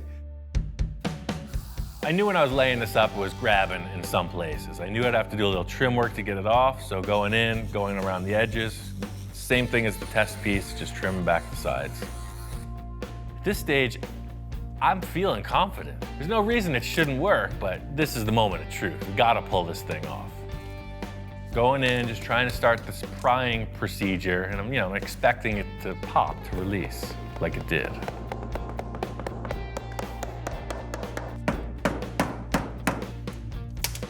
I don't know, dude, it's just not releasing. I might have to get out the grinder and just start sawing into this thing. I wanted Victor to be here for this. He missed the release of the first one. You remember, it was all smiles and celebration, but it's not the case right now. You want me to call another guy here to hop on this so 3 or 4 of us could pull on it? Victor's not a guy who's known for his patience, you know? He's like, problem, remedy it. He wants to call in some help. Javi, could you come over to Ian's shop? Okay, yeah. All right, bye. I have no idea what's going on in there. I've never built a mold before. Javi, how you doing? That's perfect. All right, 1, 2, 3. Victor's totally results oriented, so he's there, you know, oh, pry a little, pry harder, let's get it. Oh, see. It's cracking the mold. Hold on. Something's trapping it here. One thing I was thinking from the start, these vents, they do have draft, they do have a bit of undercut. I'm thinking, quick solution is to cut that area out. We can always patch it in later. Oh, yeah. I think that was keying Yeah. it in.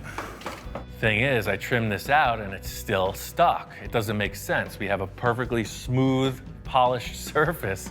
What's it stuck to? We got the mold on the car and it's not releasing. This is not good. We're at the risk of losing everything we've worked for. We got to get this thing off. Yeah, that side's coming up. It's just in here. Oh, did you hear that? Yeah, There see. went the whole thing came All up. right, let's go on the count of 3, all of us, I guess. 1, 2. There it is. When it released, it's like, oh, perfect. It's exactly what we were hoping for, you know, a half hour ago. It was glued itself to the paint. How, where? You know, we will pick it up and look back at the car, and I see the paint has totally delaminated. I mean, it's a mess. The only thing I'm thinking is the paint not being cured up, it became like a glue. I guess the heat from the resin kind of caused it to become liquid again, and some of it went with the mold, some of it stayed with the car, so it was literally, that was the lock. It was a freaking suction cup. And look, it's not even stuck to the mold. It just came along for the ride. So the mold is in perfect shape. Getting this one piece released, the alarm bells start to go off. This is a problem over the whole car. This isn't unique to this panel. Let's break everything right now. Second piece comes off. You know, I'm multifaceted, I'm back in the salesman's role, and I'm like, no, don't look over there. This is what you're looking at, and the mold is good. Piece of cake. Might not be the prettiest, but hey, I know we got what we needed out of this. I think we made it. It was a little sloppy, we got it.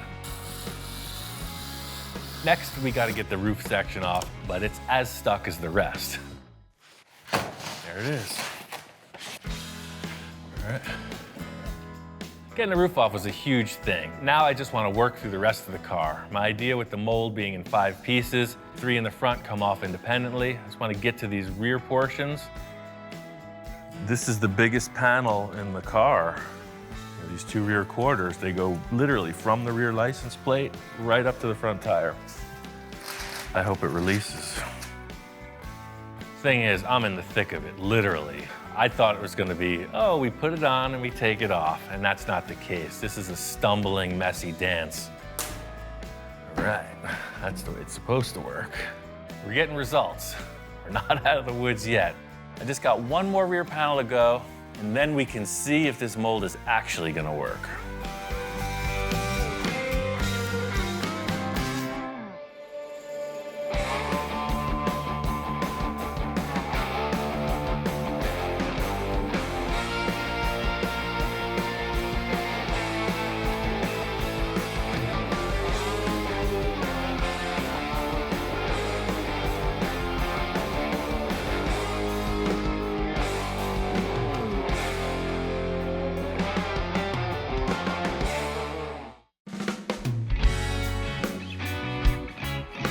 So it continues.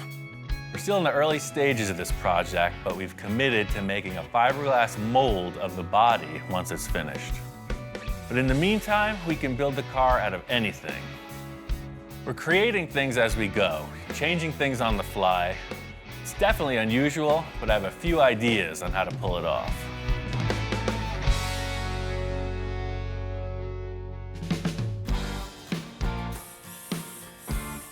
Ian, how you doing? What's going on?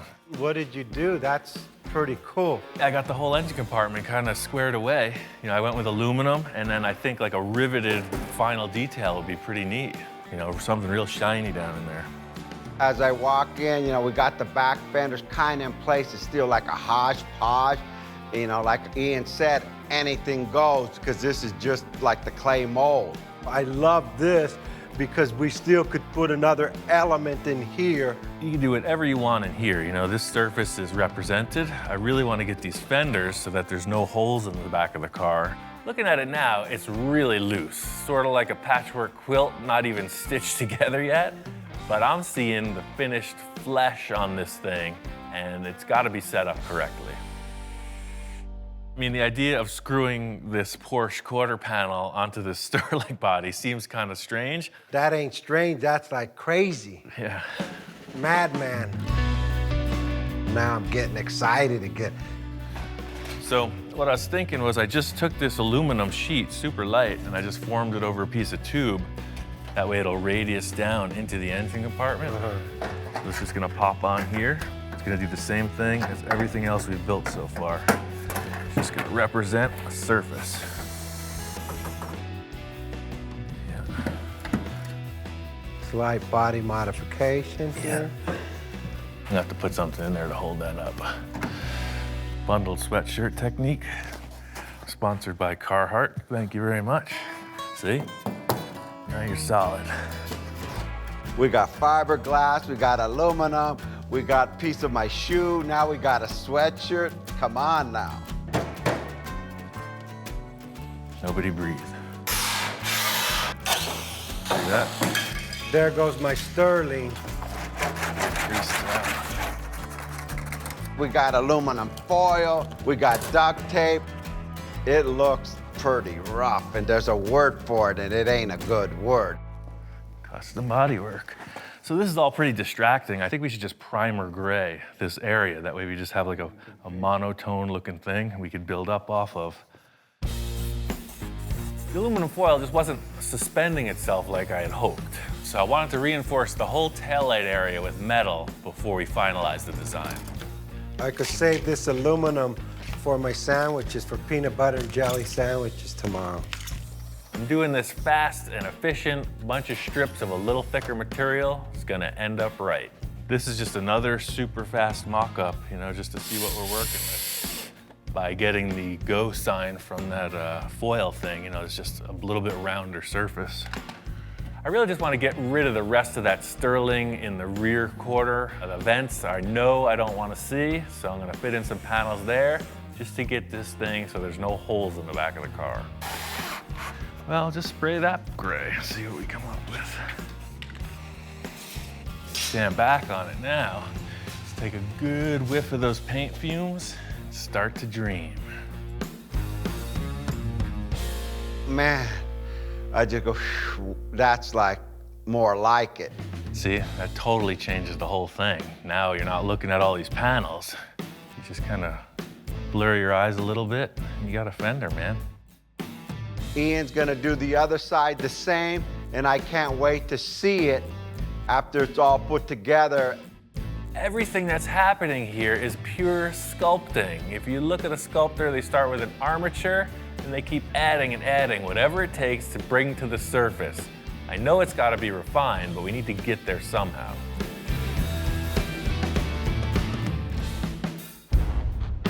Got this passenger side pretty much matched to what Victor and I agreed on over there. Where I'm at now is I need to get this surface workable. What are you crying about? It's like the freaking pitcher walking up to the catcher in a baseball game. It's like a whole thing going on here. He says it's time to put the fiberglass on. Can't make any calls until we see that surface represented. This primer coat was purely visual, just to get all the different colors out of the way. I gotta sand through, get the majority of these screw heads off, and then I'm just gonna lay a couple sheets of fiberglass over this work we did, just to give it a little more strength. Right now there's stuff all over the place, different heights, different materials. fiberglass is gonna glue it all together and make a nice surface to work off. I wanna be sure that this fiberglass is gonna stick, so in this thing that I'm accomplishing is just giving some texture for the fiberglass to grip to. Truth be told, I'm not the most professional fiberglass guy. I have limited experience, but it's fascinating, so I keep trying. This is the problem we're facing with the metal. When you push down here, it wants to buckle up. As soon as this is wet, all those fibers are gonna relax. The only advantage of using fiberglass at this stage of the game is that it's super flexible and it will bond to aluminum, fiberglass, and steel. To weld that thing, you'd have to make it out of one style of metal. Big, long, drawn-out process. It's a little like mopping the floor. It's a little like pouring syrup on your waffles.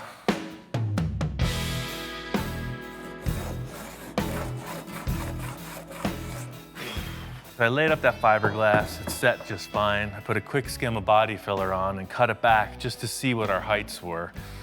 And I could see already, this taillight mock-up we did is gonna be way low.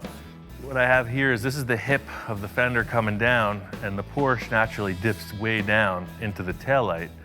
I'm gonna just fiberglass right over these, and we're gonna have to cut new taillight holes. I feel good about this, you know? It's not just anybody who can throw a bunch of sheet metal screws and saran wrap and build a supercar, but watch me go. Everything looks so rough. I just want to get it looking more like a fender when Victor gets here. So this is less auto body tech and more fun body filler tech. Purely like icing on a cake. Fiberglass is hairy and scary. See, this stuff's a little bit smoother. As loose as it seems, I think it's starting to flesh out and everybody's gonna understand why I went this way. The idea here is to just get these two fenders pretty close, get a good representation. You can see the rear of the car is fleshing out. It looks pretty freaking massive. Super wide, super low. I can't wait to show Victor.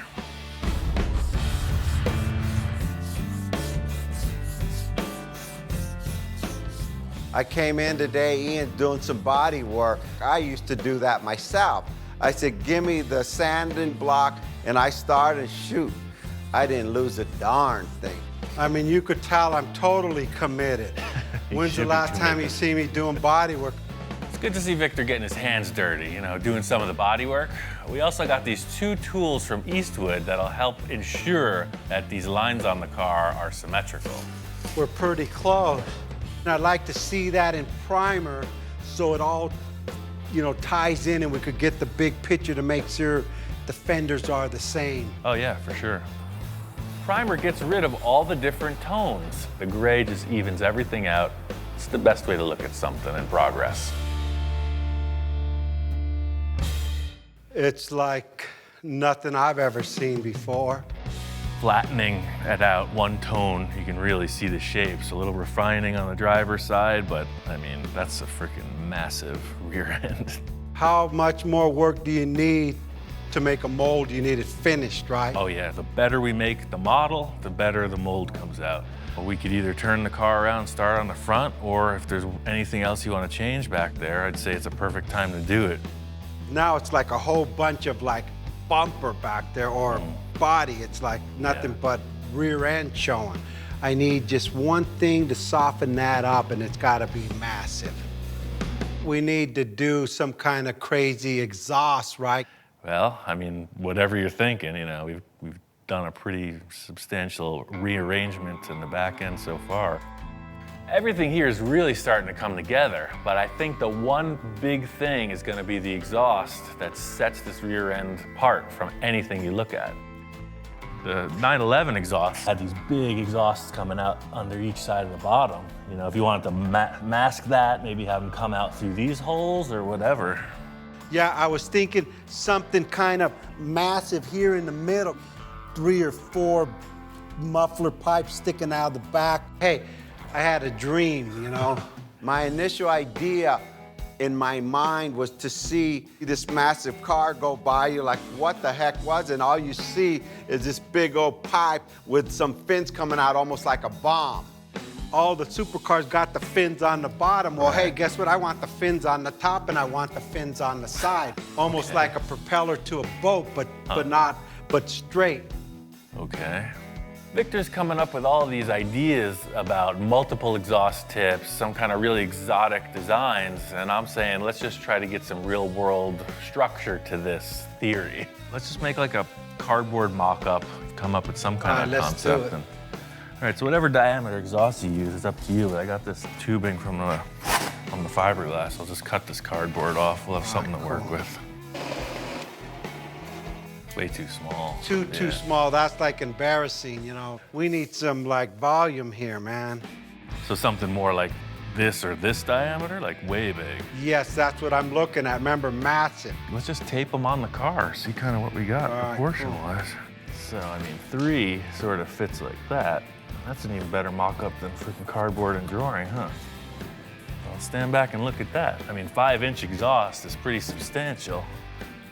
I was thinking of having a fin, and a fin, but I only need the fins on top, on the bottom, and the 2 on the side.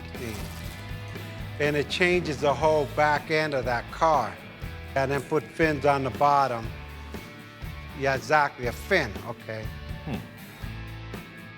Victor's description of this theory is pretty elaborate. It's a bomb, it's a jet engine, it's fast, it's hot. A little hard to figure out exactly how it's going to end up. We're just trying to get this concept as close in the mock-up to what's going to happen in the real world. Ian, I feel like I'm in arts and crafts. I failed arts and crafts in school. So this is the same size diameter as the tape, so I mean, that's a pretty substantial exhaust pipe. And you know what, as I'm looking at it, maybe 2 would do it. Check it out, stand back, see what you think. I kind of like 3. Shop inspector's checking it out as well. I think he's gonna have the final word. Dude, what do you think? Cool? All right, I guess he said that's cool. He wants 3's 3. the number. 3's the number. I think it's gonna stick. As I left that, I mean, it was pretty loose mock-up. I mean, a lot of things could be changed or interpreted, but that's his problem. The thing is, when Victor's describing all this and coming up with a cardboard concept, I'm really starting to see my own vision of it, and that's the challenge in this whole thing. I gotta build it.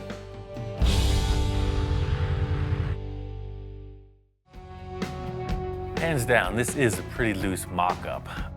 Victor and I decided on 3 exhaust ports with a series of fins. The rest is kind of up to me. So I got a bunch of scrap stuff from the metal supply. This is aluminum plate. It's 1/2 thick. They just had all these squares in the remnants pile and a bunch of these cylinders. All I had to go off was this cardboard template and a couple rolls of tape, so you could see it's pretty darn near that. So these fins will be set up kind of crosshair style at 90-degree intervals, and then they'll all screw together. In a perfect world, I would have a lathe and a mill. I would probably set this in the mill on the slider deal and have lines perfectly parallel with each other. But I don't have a mill. I've got a magic marker, a somewhat flat table, and a roofing square. I don't have a lathe. I'm using a marker. Hey, a marker on the table is gonna be fine. Stick with me. One thing I'll concede to is the fact that the design and development of this piece is a little unorthodox, but that's just business as usual around here. It's gonna sit right in the center of that square. Your fins are all already dictated as far as how they go, 90 degrees apart from each other. I can come in with the plate right up to that line and set it parallel with this here and scribe straight up. Got this really rudimentary jig on the table. What it's going to afford me is the ability to mark each fin location symmetrically. And then they'll all screw together. So I know we're going to get these parts polished in the end. So the idea of it being modular, they'll be able to easily polish it and then we can reassemble it. The whole thing here is the billet aluminum fad. When it looks high-tech, machine finish, looks expensive, it looks classy, I'm gonna do it without the expense or the class. Now, these are all together. They go back onto their jiggy jig, and we set up the design for these fins. Victor's fins looked a lot like this square. They were triangular. Instead of having this pointy triangle shape, I think it should go straight back, more jet-like. Sort of like that. This is inside the car. Probably the majority of this is in the car. So really, all you're seeing is like that. This is a pretty big plate to cut. Could use any type of high-tech machinery in the world. But I think I'm just gonna use the common jigsaw.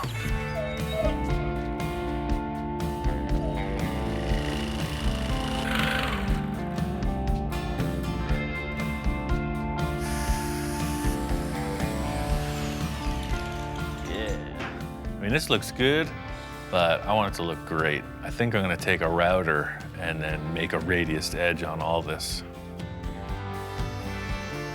The dog's head is spinning. I don't think he's convinced for one iota that this is gonna work. Hey, not too bad for a couple carpentry tools, huh? What do you think? That edge looks so cool. I'm gonna do the same to these tubes.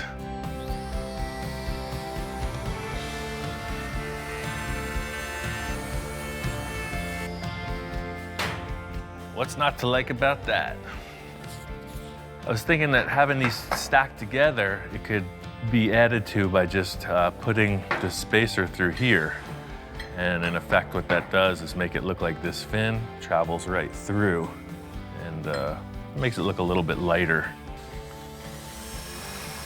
This thing is really starting to come together. I think the shop inspector is even starting to get convinced. Again, this is all still just roughed out. If you have to cut it or modify it, so we will. So you can see, it's gonna go right in the middle of that license plate opening. See now. Now he's finally conceding. We're just gonna cut out in here and then something like this.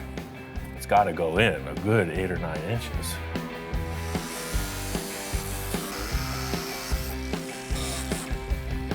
Aha! So the whole concept is these being the stock exhausts, we're gonna want something a little rowdier sounding, but we'll be able to work within the parameters of the stock exhaust setup, aiming right through here.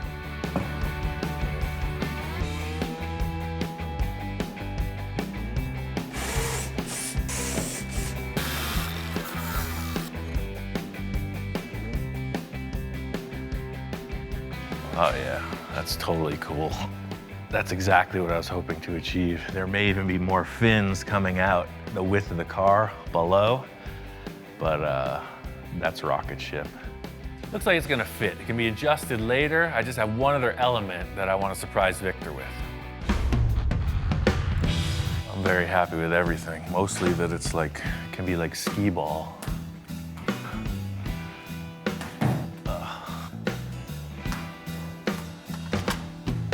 Ian, how's it going? Hey man, got that exhaust mocked up. That's rad, man. After I opened the door, I looked straight to the car. I know I say, wow, this was wow. That ain't what I give you when I left. Yeah, no, I made a few changes. Victor walks in and I can tell right away he's digging it. It's a far cry from a cardboard tube. And it's centered with the car and it gives it just enough bulk to give it like, look, I got the power behind me. He's thinking, hey, is that okay with you? What's he looking on the table for? What's there? Oh, the last thing we were doing when you walked in was these three. I forgot about them until he just reminded me. Hey. So you know that intake you had over there in the other shop? I took 3 of the horns, the intake horns, and I made them fit the tubes here. These work as an additional element, like crosshairs. So they just go in like a key, right? You index it, you turn it, and they clip right in. What a difference. Dude, thanks. Dude, thanks. I almost forgot about that. That exhaust system is wicked. I mean, look at that. What we've achieved so far is pretty solid. The rear end's looking good. We haven't even considered the front of the car. So we're really just still in the clay model stage of this thing. You know, anything can happen with the taillights. The exhaust will go in on the final body. I think we should spin this car around and get onto the front. Again, we just finished. Right. I'm tired. Yeah, I know. You know, right away, Ian, hey, I'm slowing the build down. We're talking too much. He wants to get on the front, and I'm going, wow, well, let me absorb the back, Ian. Challenge is really making this thing match front, back, side to side. I think that if we get these two front fenders and some kind of a grille bumper represented, that'll give us the answers to the side pods and the roof line. Yeah, because that roof line's got to change, like, dramatically. Hey, you picked the Sterling, man, not me. So the same thing goes for the nose of this. You saw the process in the back. Anything you find, file cabinets, space helmets, you name it. Anything you want to put on the front, we just fiberglass over it, and that becomes the model. I thought I was lost in the back. I'm really lost in the front. I've got some ideas. I know Victor's head is spinning. What we achieved in the rear, I can't wait to transfer that energy into the nose of the car.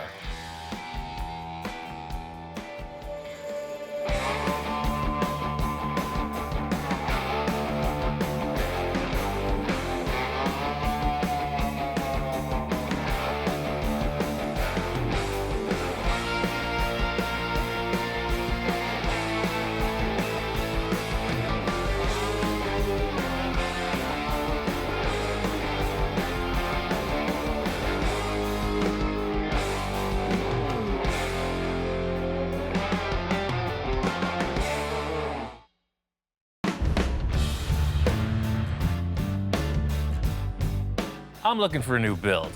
A lot of the projects we've done in the past have been in a 1 or 2 month time frame. I'm really trying to do something that can expand on the process and go into uncharted territory. I've always got a few projects on hand. Right now I have a 29 Ford Model A Roadster pickup and a 29 Ford two-door sedan. These cars are hugely popular in the last few years because you can go a million different directions with it. You lower this thing, chop the top, big engine, wild paint job, you got a nice vehicle. This Roadster pickup was going to be a bit more of a conservative project. I've got 4 full fenders, hood, grille, and I was hoping to make a removable hardtop roof. It's like a giant go-kart. If you've driven one, you know they're super fun. This one's set up kind of highboy style. I was thinking maybe full fendered, something a little bit more adult looking. For me, I like the crazy stuff, something that's really going to challenge me. So I've got a few hot rod projects, I got a couple other ideas, but I really just want to see what a few of my friends have going on also.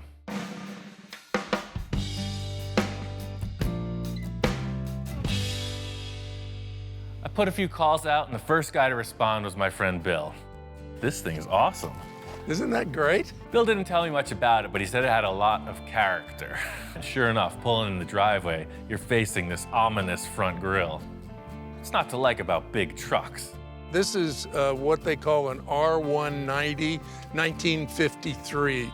I saw it at a truck show, and I loved it. I had to have it. And it's all original inside? It's very original. I mean, original motor, inline 6-cylinder. They called them a red diamond. Uh-huh. I just couldn't pass it up. It was such a nice vehicle. And of course, you can do your magic with it. When you think big rig, you think tandem axles in the rear, just this big giant thing. But this truck has got like a giant pickup truck look. It's got a short wheelbase, but it has all the heavy duty stuff. And the winch That is awesome. is a hydraulic PTO-driven Right, winch. big chain off of the freaking drivetrain. This is a really complete truck. Walking around checking it all out, it's all there. I'm sure this thing is roadworthy. Oh, and the interior is like totally nice in here too. It's not all beat to heck. Somebody took care of this. Fire it up. Yep, it's a runner. Take it for a ride. The whole thing about a big truck like this is you never know how it's gonna drive. So immediately stepping on the clutch, everything's smooth, it shifts really nice. It's got an air horn. I mean, come on, what's not to like about this? This truck is definitely an option. You can tell it's got a lot of potential. Pretty darn nice. I don't know, man. Test drive is kind of the temptation. Well, don't have to worry about this, because you know me, I don't get rid of anything. Unless I I just take keep it, unless you raise your hand. Next guy on my list was my friend Jack. He does all the upholstery for me, and unfortunately, he's got the car thing also. He says he's got projects galore. Hey, Jack. Ian, how you doing? I'm ready for a new project. What do you got? Well, I got a few items here. No, I've been I looking got this 65 Rivy. Uh-huh. It's been sitting here for a while. Yeah, I love these cars. Jack is one of my clients that is not afraid to do the radical stuff. We proved that with his last project. I knew he had this Riviera. The sky's the limit with these cars. And we put a LS1 in it. Oh, cool. And I rolled the pan on the bottom here. I was just kind of making it a mild custom. It's got a great line. Especially, I love the rear quarter panels and the way the C-pillars come into them. He says this one's game. He's ready to rock on it, so we'll check it out and see what he's got. And 54 Chevy. Two-door hardtop. Right on. And I also have a Ranchero down there. Oh, 57 Rancheroo. I've got 3 projects. right. And no, I don't have enough time. So if you want to take one of these and do it, it'd be fine. Well, I've got a lot of ideas for this and that Riviera for sure. My one main wish for this next project is something that I can really spend a lot of time on the fabrication aspect of things and the creative portion of it. Instead of just trying to pick one idea and run with it, I really want to develop something awesome. One of my other clients who got back to me right away was my friend Victor. He was kind of vague. He wasn't telling me what he wanted to do. He said, hey, meet me at this car show. Let's talk about a few things.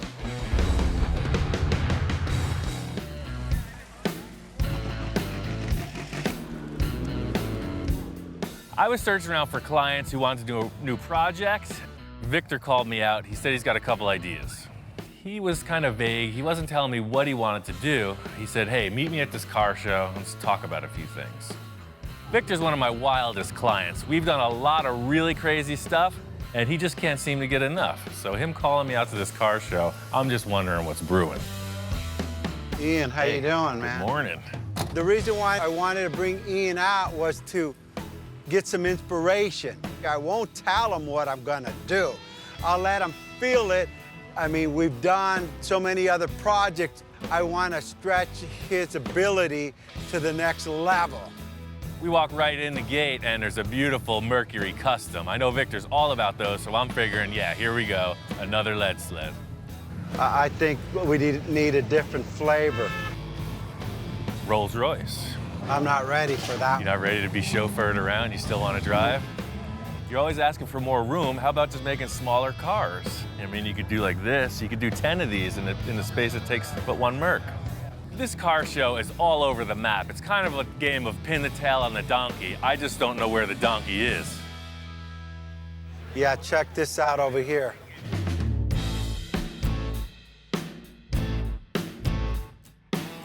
These things are crazy, man. I've seen them, but I've never really paid much attention to it. But the more you're pointing them out, it's pretty amazing. Look at the way the fender line, and then you have the huge negative cavity where the air intake is. And as we started talking, everything fell in line. He started to become impressed with all these supercars. Hey, look at these vents. Hey, look at this. Look at the engines. Look at the way they flow. No, now I'm starting to get the idea of what you're talking about. All these styling elements will somehow translate it into that Volkswagen over there. It's perfect. This is what I'm talking about. It's your classic VW. And if you want to do some kind of an awesome styling exercise, the Volkswagen platform is ideal for that. And the engine, I mean, listen to it. It's got that iconic sound. Yeah, no, that is, but I'm out. I'm all on board, and Victor's like, no, that's not what I'm thinking. It's punk rock, man. I'm out. That's my flavor. I want that stealth. Victor always describes himself as that old school lowrider guy, right? He's got the Mercs, he's got a lot of cool 50s, 60s customs. Then he's telling me his wife has got some idea for this stealth vehicle. First of all, my wife said, honey, why don't you build a stealth? And I'm going, stealth, stealth. You know, the stealth bomber? I go, that's interesting is as I start to look at these supercar, Ferrari, Lamborghini, they have such a stance and a look that's just amazing. When they're standing there, it looks like they're going 100 miles an hour. Victor brings me over to the Batmobile, the iconic 60s show car, and he's telling me this wild design, this anything goes mentality is really where we're going with this next project. This car has inspired so many people to do custom build. This is why we're here, because of this man right here. Sure, right? No doubt about it, yeah. And if he could do this, we could do what we want to accomplish also. It's a little relief to come to the Batmobile because I know it's a hand-built, it's a custom-crafted vehicle. We talked about Barrett's, we talked about inspiration, we talked about the fabrication, what it takes to do it. And I said, Ian, anything is possible. Victor's got these crazy ideas of some kind of a exotic sports car. I have no concept of this type of vehicle, so it's a path in a whole new direction. This is the flavor, man. That's something that you were meant to build your entire life, man. That's it. All led up to this. It all led up to the Finally arrived. I never want to be stagnant, you know? I'm always looking for the next thing, the next hurdle to jump, and I think Victor's setting it up big. Victor brought me out here to his nursery. He says he's got a car he wants me to check out. What the heck is this thing? Yeah, I got this at a junkyard. Oh, perfect starting point. You never know what we're getting into with this guy, but pulling up on it, I can see it's got a really low profile in the nose. I don't know what it is. Check this out.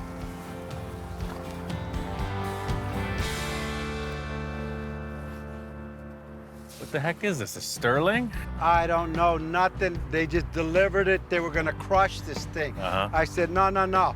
This is our starting point. No, we're building a world-class show car. We need this ugly duckling from the junkyard. I get it.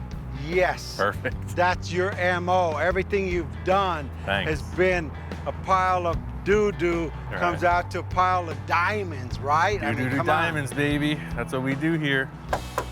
It's a kit car from the 70s. It's not exactly a Lamborghini.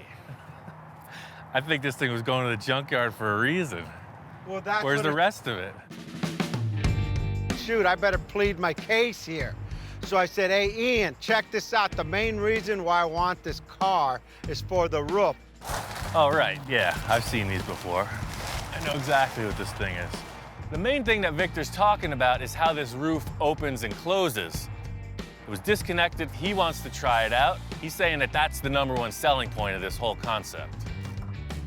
I bolted the roof on, hooked the battery up to it, and who knows, let's see if it works. Well, I guess fire it up. Let's do it. Yeah, yeah, huh? Now that's what I'm talking about. Totally works. That's smooth, too. Yeah, yeah, baby. That's freaking cool. Yeah, then you get in. This is the coolest, ugliest car I've ever seen. See? Yeah, look at that flavor. I mean, look at that thing. That's cool, man. Supercar. I mean, the rest of it's irrelevant. That's what I wanted. The rest of the car means nothing. As long as we got this part working, we design around that and we got it. He says, don't look at anything else. The roof feature is what we're going with. We're building a whole car around this. Does it run? I don't know. You don't even care, do you? I don't even care. You just want to see these two motors work. Yeah. I told him, hey, Ian, if you want to get it running, go ahead. I got to go to a job right now, so I'll beat you back at the shop in a couple hours. I have a lot more surprises that I'm going to show this man. Closing the capsule. Watch your head.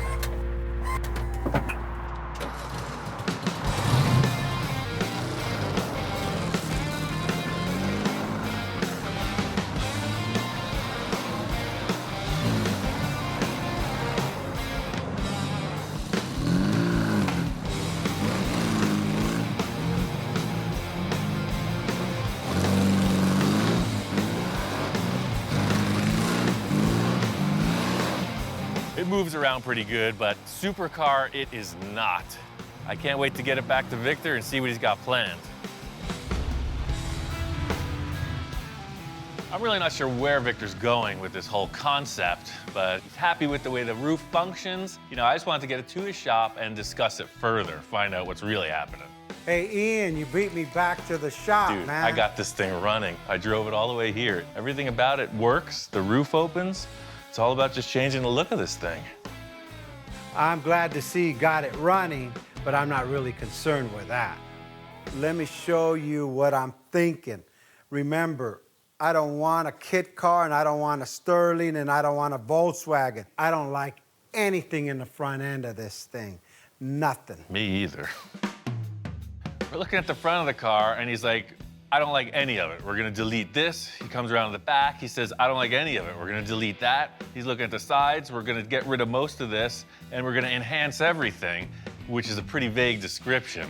I hear you, man. All we gotta do is change everything. Typical story. I got a lot of ideas, but I don't want to really spit them all out or tell them to him, because I want some of his input too. Remember, we're building a supercar. We're not building a 50s custom one-off, one-of-a-kind, That's the what I most love awesome about car this, out right? there. Yeah.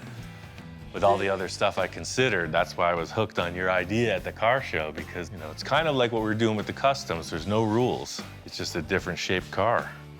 I was a bit skeptical when we pulled the cover off of this, being that it's a fiberglass kit car, but, you know, performance vehicles are super strong, super lightweight, and this really is right in that direction. But fiberglass, I know this is sturdy. I mean, is that supercar material? Well, think about it. Everybody who's done these concept cars works with this. Even modern Corvettes are some kind of a composite, and that's why they use these types of That's materials.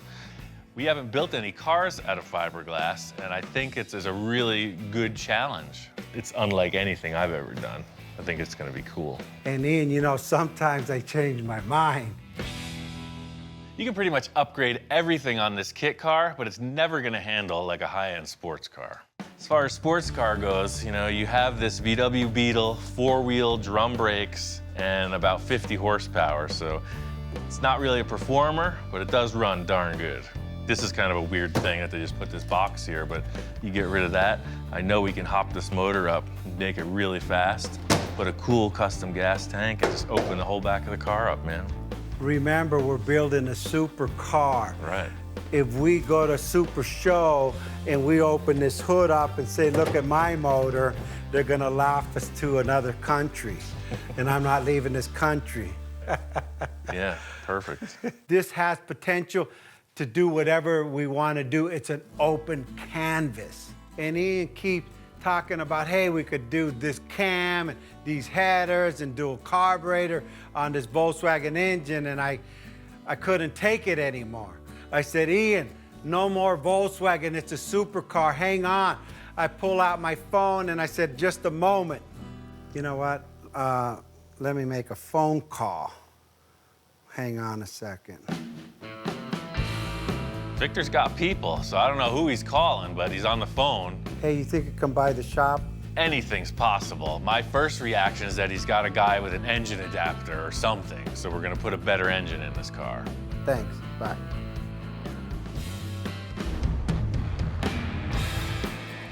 Check this out. Wow.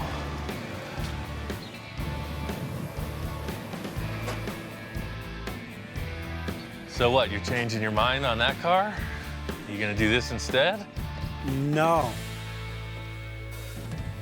This is the donor car. What? I'm walking out and there's a nice Porsche Boxster pulling in. I figure the trunk is full of stuff for this vehicle in the garage. And Victor's like, no man, this is the stuff for the vehicle in the garage. So the whole idea is we're just going to build off of this thing and then create the shapes that mimic that car. I get it, right? No. We're gonna tear this whole thing apart, fender, top, glass, everything comes off. So you want to cut this whole thing apart? Yes. You gonna cut the car apart. I'm gonna watch. I'm committed, even though I'm getting pressure from every end. Even Ian's kind of like, hey, you like crazy? I don't know what to say. You sure? I wanted to start with a good foundation. I mean, we got a new car. It's a 2000 Porsche.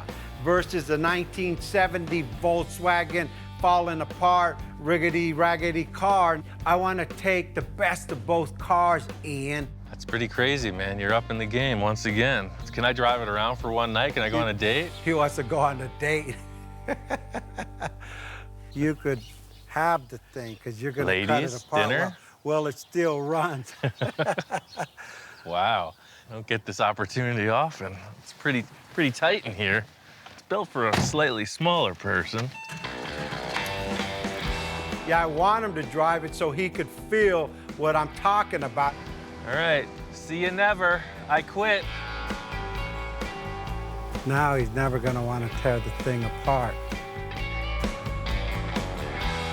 This is a whole new thing for me. I've never driven a car like this. It's like tight, it's super low to the ground. The way it shifts is amazing.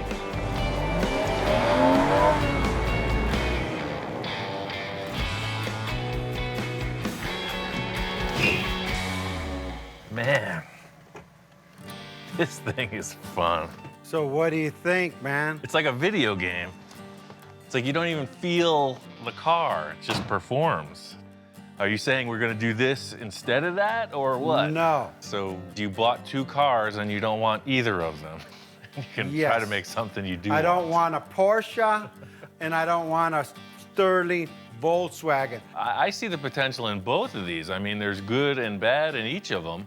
You know, it's just like, I thought we were building a piece of junky car there, and then you show up with this thing, so I'm a little confused. Okay, I'm confused too, but our goal is to put this car on this car and take this car apart and build ourselves a supercar that doesn't exist. I've heard statements, I went looking for trouble, and boy, did I find it. I think with all the clients I've entertained, you know, Victor's always the guy who comes back like a whip crack with the thing I was hoping to never figure out, but now have to. We built things that didn't even exist. Hey, you even made me furniture. Yeah. So why can't you make that into this and this into that, or vice versa, or up and down all around? Does that clarify it, or do you want perfect. plans now? Crystal clear. Yeah, it's perfect. The main thing I'm understanding in Victor's mission statement here is that he wants it to act like a Porsche, have the flavor of some kind of a Sterling sports car roof opening thing, and be completely unique and world class and the best thing anyone's ever seen. So it's a pretty short order. I think we should handle this perfectly. I think it's gonna be okay.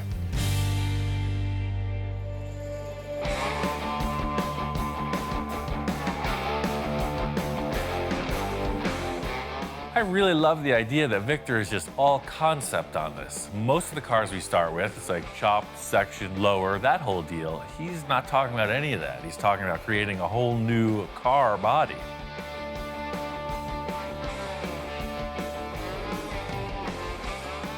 You know, I'm stuck in the 50s concept, mercury cut, chop, bubble, all this. And now, you know, because of my wife, she brought it up. Can you build a stealth car? You guys could build everything out. And you brag that you and Ian can achieve anything. Why don't you build a stealth car? And I said, holy moly, here it goes.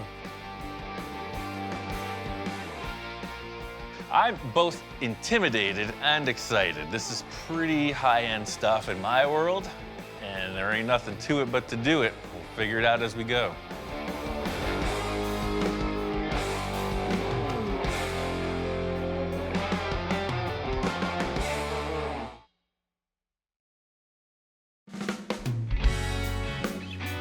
This project is moving forward. From the start, our plan was to make a custom car model that we could make a mold of. Once we finalized the design, we put the mold on, and that's when the trouble started. The mold became attached to the car body, and we had to take drastic measures. Now, I'm not taking any chances.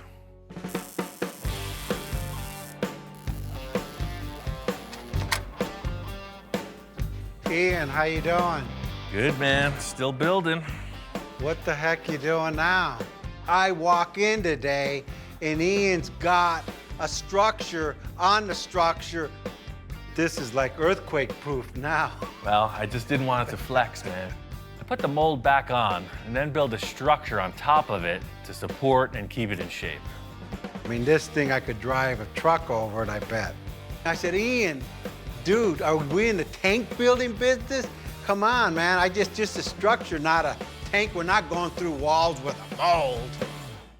So does this thing come off or what? Well, you saw how easy the front came off. We can just hope for the best. I made all my best efforts. Just in case it doesn't crack right off, I got a couple things to work with. It's time to pull this mold off the car. Got a bunch of fastening screws in place. I was really mindful of what happened during the process, trying to mark everything, but the foam got a little out of hand. I'm just hoping I marked all the screws. That's all the screws I can see. Hopefully there isn't a couple down in here. There it is. That was the sound of success. Let's see what it does. Hold it. It feels like something's Yeah. holding. Yeah. There it is. Yeah, it's right there. Right there. I can see it. There it is.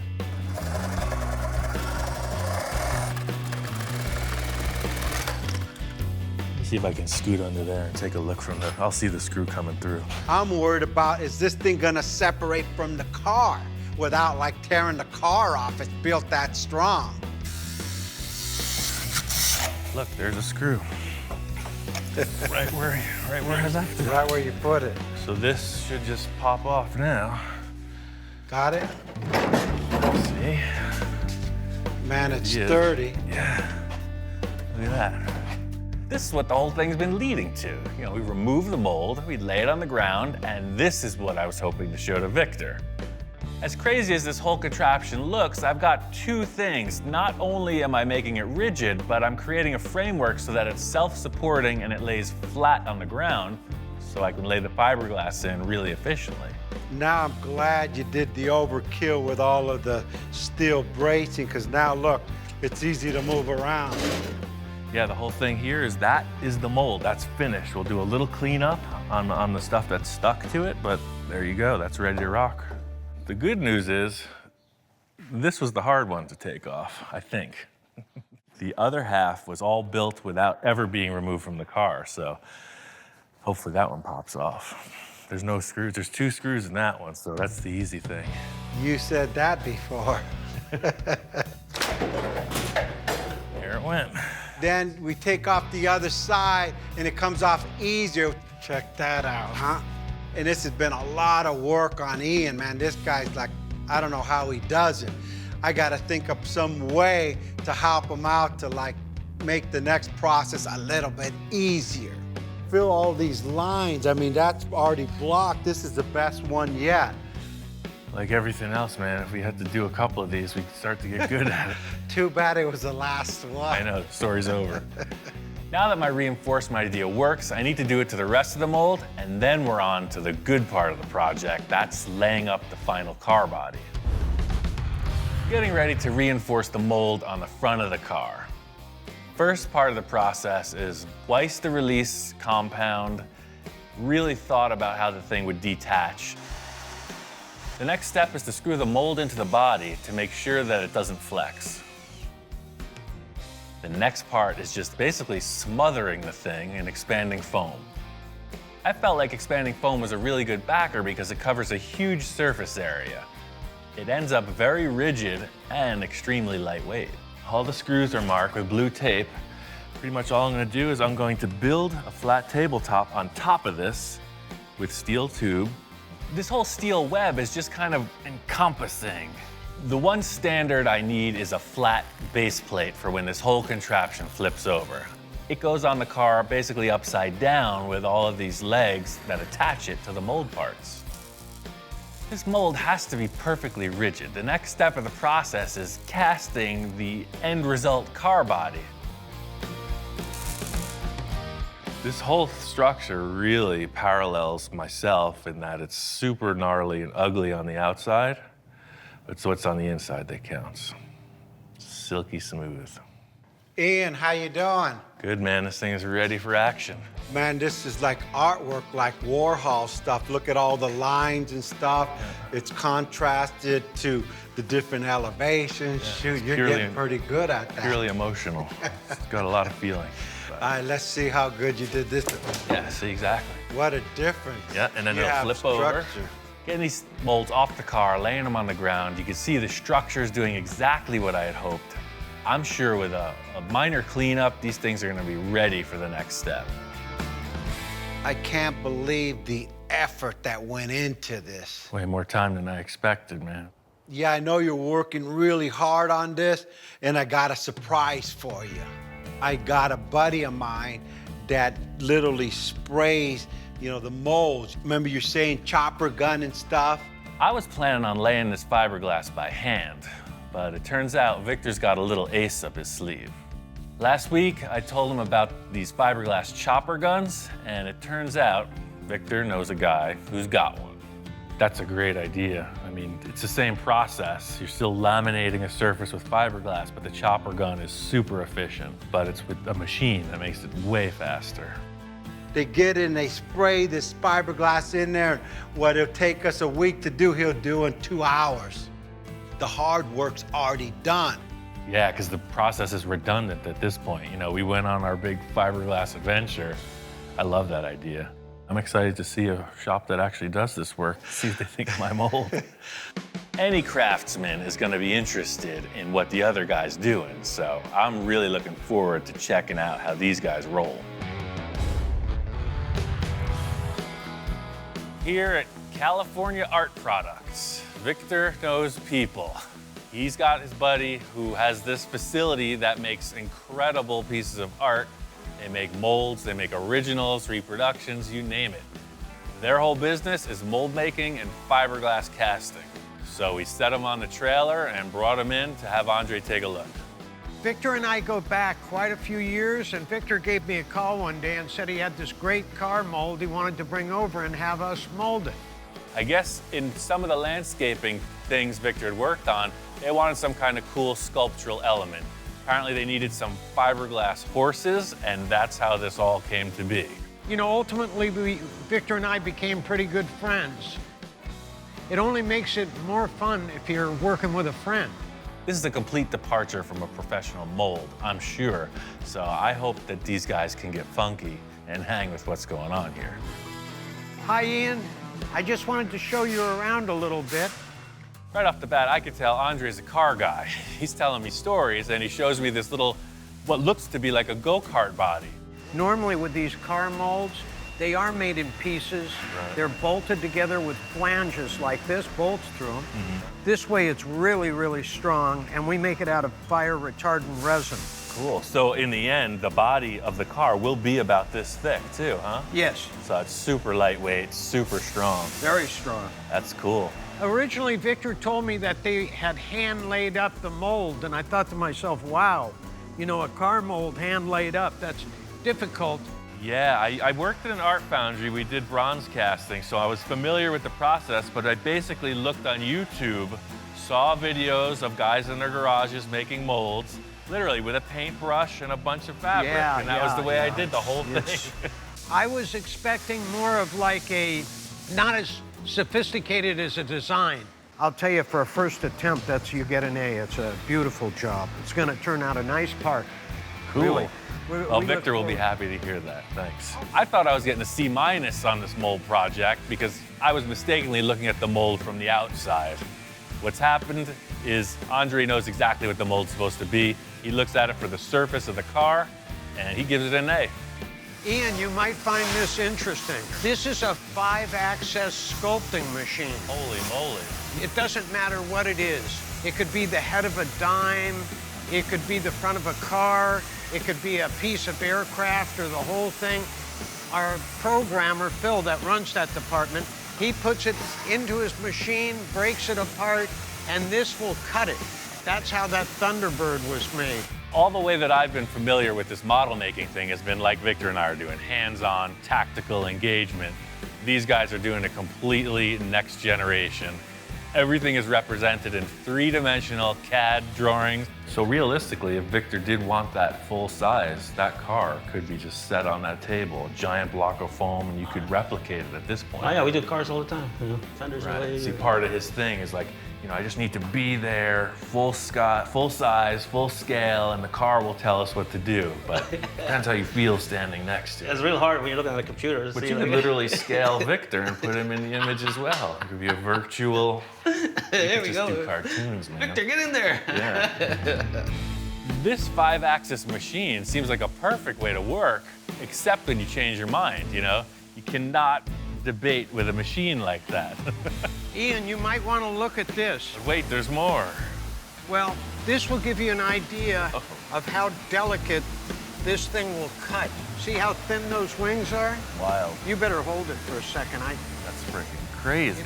Big benefit of using the process that Andre and his team do is the results are like world class. He's showing me this fighter jet model, super thin. Everything's been machined by these CNC mills. Yeah, it looks like you could literally take it and freaking fly it, man. We do it with a lot of emotion and passion. We don't just take a job and throw it through a line. It's cared for from beginning to end. We like that because we want our customers to come back and we want them to see exactly how their product's being made. Oh, look at this thing, man. I'm gonna show this thing to Victor. He's just been one-upped. That is freaking cool. All mold making aside, the reason we came in the door was to get the use of their chopper gun. Thing is, I can't wait to see this come out of the mold. For them, it's a couple-hour process. They're gonna get to it and then reveal the finished product. This is developing. Victor's initial idea was that we were gonna drop off this mold, they were gonna spray the parts in, and we were gonna get out of here. Andre's asked me to bring the car here, we're gonna index the mold on it, and go to the next level. All right, so what's going on here?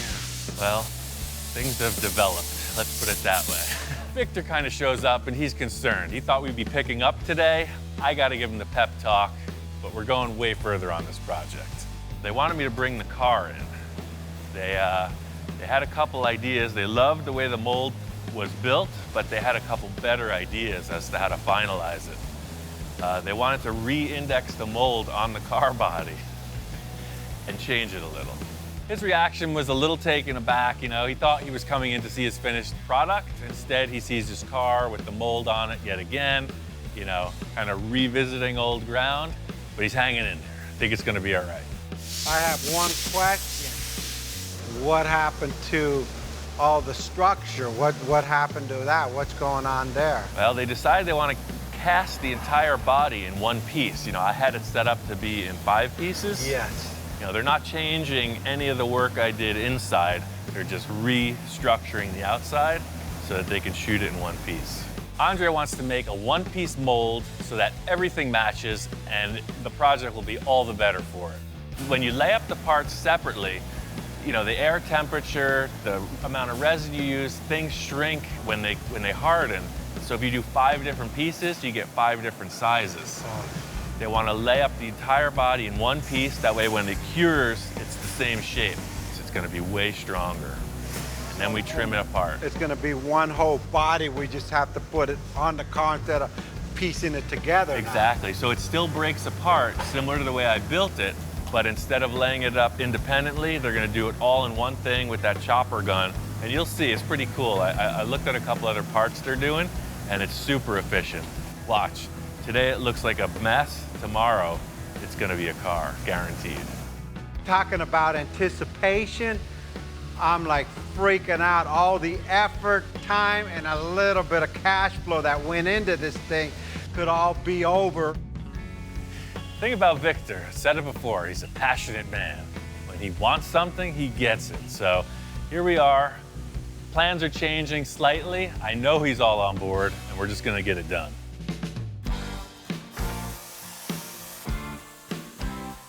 My mold is just about there. There's a couple modifications, and we're jigging up a framework so that we can create a one-piece body. This entire assembly has to be turned upside down to do that.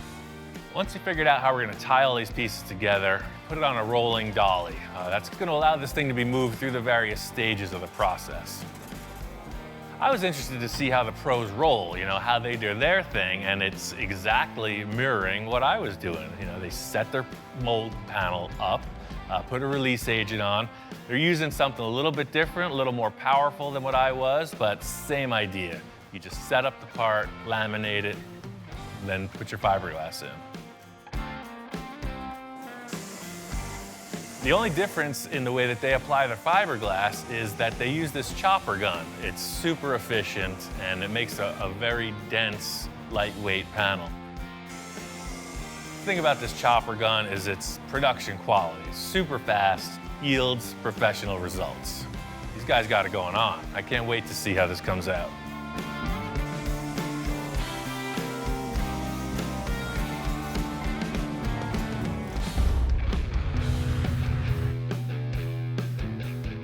Today's the day. We're gonna find out if that mold adventure pays off. Done everything I could preparatory-wise, and nothing to it but to try it out. It's the moment of truth. Walking in on this thing, I see this giant contraption. It's even uglier and more hodgepodge than anything I had even made. So it's nice to see these guys swing it a little. They're totally out of their element, and they're just rolling with it. So this was my best guess, man. All we have to do is see if this car is gonna come out of the mold. Don't even tell me all this effort. I'm kind of tripping out right now, and I'm going, wow. You know what? This is it. And he goes, hey, hopefully this thing works out. And I'm thinking in my mind, hopefully. But the moment of truth is when we see it, this gotta look exactly like the car we built, you know. I mean, worst case scenario, we've got a heck of a paperweight. Let's see, here goes. Cross your finger. Shoot, me and Ian look at each other, said, let's see if these guys can release this thing. At this point, this is a total roll of the dice. It's a leap of faith. Will it release? Will we have to destroy the mold? Will it even come out? Hands off for me, I just left it to the professionals. What's amazing, it's pretty primitive, right? I thought they had this kind of machine that sucked it out of this thing. Hey, no more work than what you did. Yeah. Victor's all, oh yeah, I'm taking it to the professionals. You know, that's been his whole spiel this time. And he sees them doing the same thing we were doing, and he's a little bit taken aback. The edges peel off, but who knows if it's gonna release. Worst case, we can cut the mold apart and find the car in there, but I don't know. They're having some trouble, man. Otherwise, I mean, it's a great story, even if it doesn't work, right? It isn't a great story for me. Look, the pressure's on. I see these guys with pro bars, all this stuff. I'm going, man, these guys are gonna crack this thing. Oh, there it went. That's it, man. It's totally loose. Look at that. As soon as one part goes, the whole thing releases. It's like the straw that broke the camel's back. Wow, that's pretty crazy. Looks like these guys know what they're doing, man. That works. I didn't think it was gonna come out. Yeah, but what's it look like? Just because it released doesn't mean it looks good. I mean, it could be all freaky. I don't know. Please, have a positive attitude here, man. I'm like freaking because now's the moment of truth. We're gonna pop it out and actually see if it worked or not. Thing is, you can't just flip this over. It takes about 6 guys. So sure, it popped free from the mold. Everything looks cool, but it's upside down. It's hard to see everything while it's upside down, but what I can see, it's looking all right. It's exactly what we were hoping for, right? So far, it's looking pretty good. And what I could see from it here, all the lines and all the effort Ian put in making the mold, it's blocked. We don't have to do much body work. If everything lines up on top, I mean, that's the question. I'm gonna miss all the Bondo, your shirts and your socks. Yeah, no, there's no laundry in this one. It's pretty smooth. They tie these big straps on it, pull the forklift. I mean, that was the longest minute of my life. They turn the thing over and it's just like, hallelujah. Oh, it looks even cooler on the ground like it's supposed to be. Look how low the car is, dude. That's crazy. That's You know, that's a body. wow. It looks great. I mean, everything about it looks like a part should coming fresh out of the mold. You know what? I'm just trying to comprehend what we just achieved, You can't man. comprehend what we just achieved. Awesome. So this is good. We're back to square one. So it's like we just found our project car. Let's get back to the lab and build a car. I'm still on shock that we pulled this off. It's pretty good. Pretty good first try, man. We might just have a knack for this car building thing. All in all, Victor's call on getting the car to this facility, having them do it with the chopper gun, is perfect scenario. You know, it's a small celebration, but seeing this body complete on the ground, the car had another angle. And I seen things that I didn't see before. So there's other things that we have to modify. Don't tell Ian. I'll freak the guy out. I'll wait about a week. I don't want to lose him while we're ahead.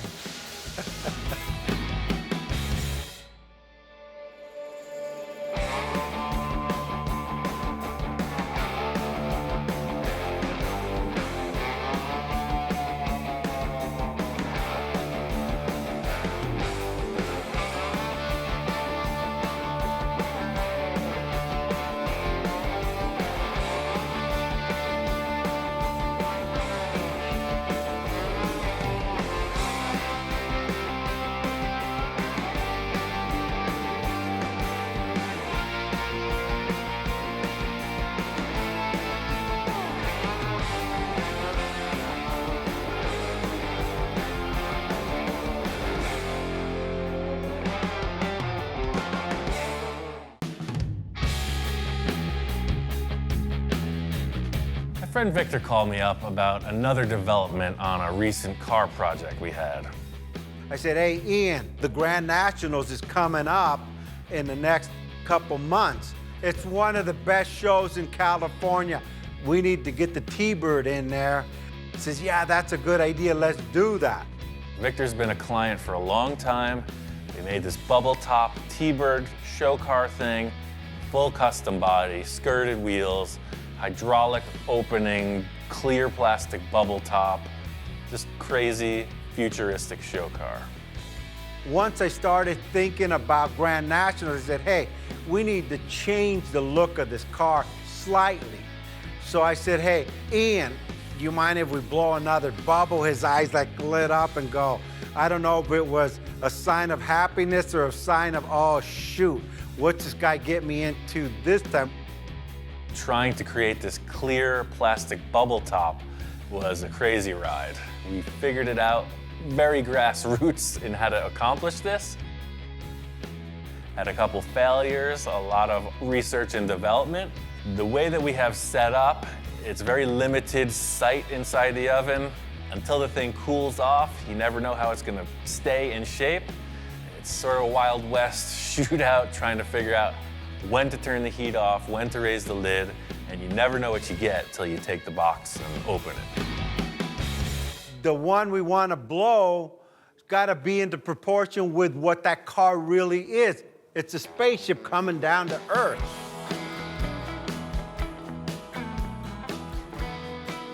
This is Victor's mode of operation. He just does this with all of his cars. It seems like he just continually refines these vehicles until maybe he's happy, and then refines them again.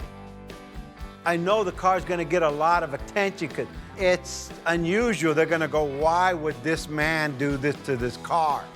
And I'll just say, hey, well, Ian told me to do it. I'm really excited to get this thing to the level where he wants to show it, and hey, what's not to like about an awesome car show? I get over to Victor's, and he's got the whole T-Bird torn apart. It's taken back down to primer, and it's like Groundhog Day. It's like I'm revisiting ground we've already covered. Just like all my projects, I'm my worst critic. I mean, everyone thinks it's done, and I'll say it's done, but in my mind, what if? So there was a lot of what ifs on this car. My idea was lower in the front, bigger bubbles in the back. We got the classic setup. We got the barbecue grills, we got the wooden buck, and we got the box set up, just like we did the other bubbles. We're gonna blow one more bubble and try to refine it just a bit more.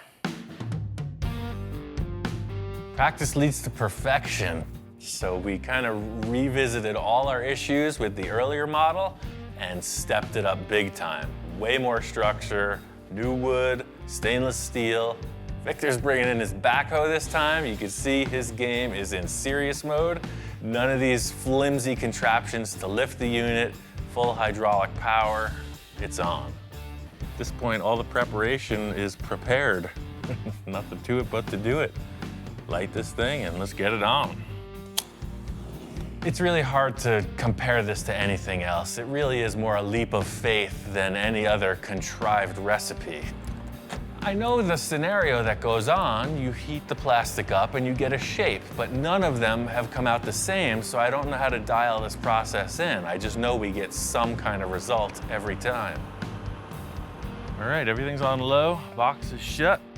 Victor's the main cheerleader in this event. He's convinced that it's gonna happen, but I'm trying to come up with a defined result. That's the real challenge. Are we ready to fire her up or what? And I said, well, let's go for it. And go, go, go, go, go. And he said, slow down. I said, no, Ian, we already know how you've already done 3 or 4. This one should go easy. Well, we got kind of a weird issue. Look how wrinkled up it's getting. You know, we rebuilt all this and insulated it so good. It's on low and we're already at target temperature after 15 minutes. He's got his little heat measuring mechanism or device, you know, going all around. He goes, oh man, this thing's heating up too fast. This is where the alarm bells start to go off. When you change one thing, you change everything. We refined the whole unit and now all the calibration is off. We're at 330. Sides though, where we really want it to come up are only at 320. The center of it's definitely hot, but the sides aren't.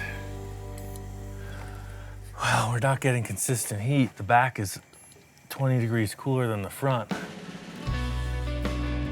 We're just having inconsistent heating issues here. You know, one minute I feel like we're winning, the next minute we're failing. I'm adjusting the grills. I'm trying to adapt to the current conditions. Bottom line is the plastic is heated up. We gotta do it right now.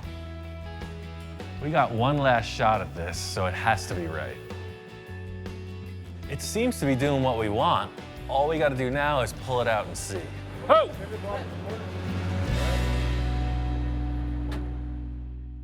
Captain, did we get it? We maximized our potential. Just leaving it up here for a few. I'm gonna let this thing cool down. It's good. It just the top bubble needs to go in just a little. You want it to be a little bit smaller? Yeah, a little bit smaller on the top bubble. Everything looks good. Victor is looking it over. He wants the front of the bubble to be a little bit smaller, so I gotta let some air out of it. Yeah, I think it's about there. We pull it out of the oven, and in looking it over, as time passes, it's deflated. We lost all that definition, man. Let's try to blow it up again. It all went away. I took a shot, tried to add more air to it, but it's already hardened. It's not blowing back up. Ah, man, we didn't get it. It's off the buck. There's no more shape in the back. I think it's a loss. We get the bubble out of the oven, and it's not only deflated where he wanted it to, but it deflated where we don't want it to. And at this point, you know, I just look over at Ian and I didn't know if there's anything more he could do to save this bubble. It's cooling off at a rapid rate. Last ditch effort. The only thing I can come up with is put it back in the oven. Try to reheat it, try to save it. Ian said, turn the barbecue grills back on. We're gonna reheat this thing and inflate it again. I know this is our last try at this. This is our last sheet of acrylic. I'm not giving up. We gotta get this.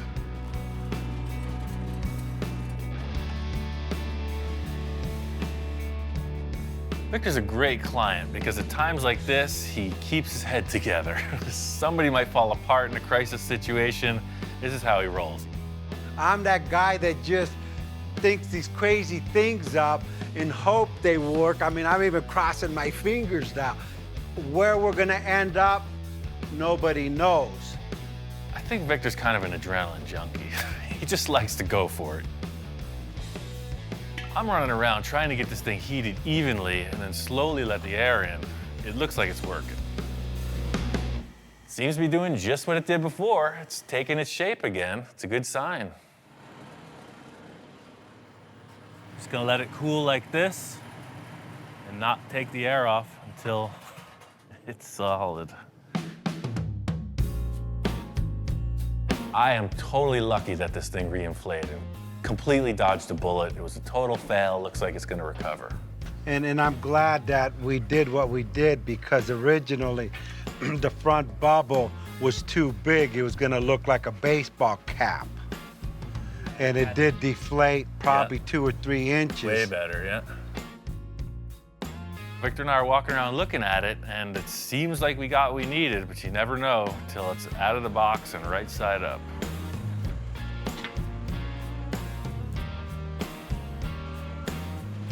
Victor's got his measuring tape, getting all science on it.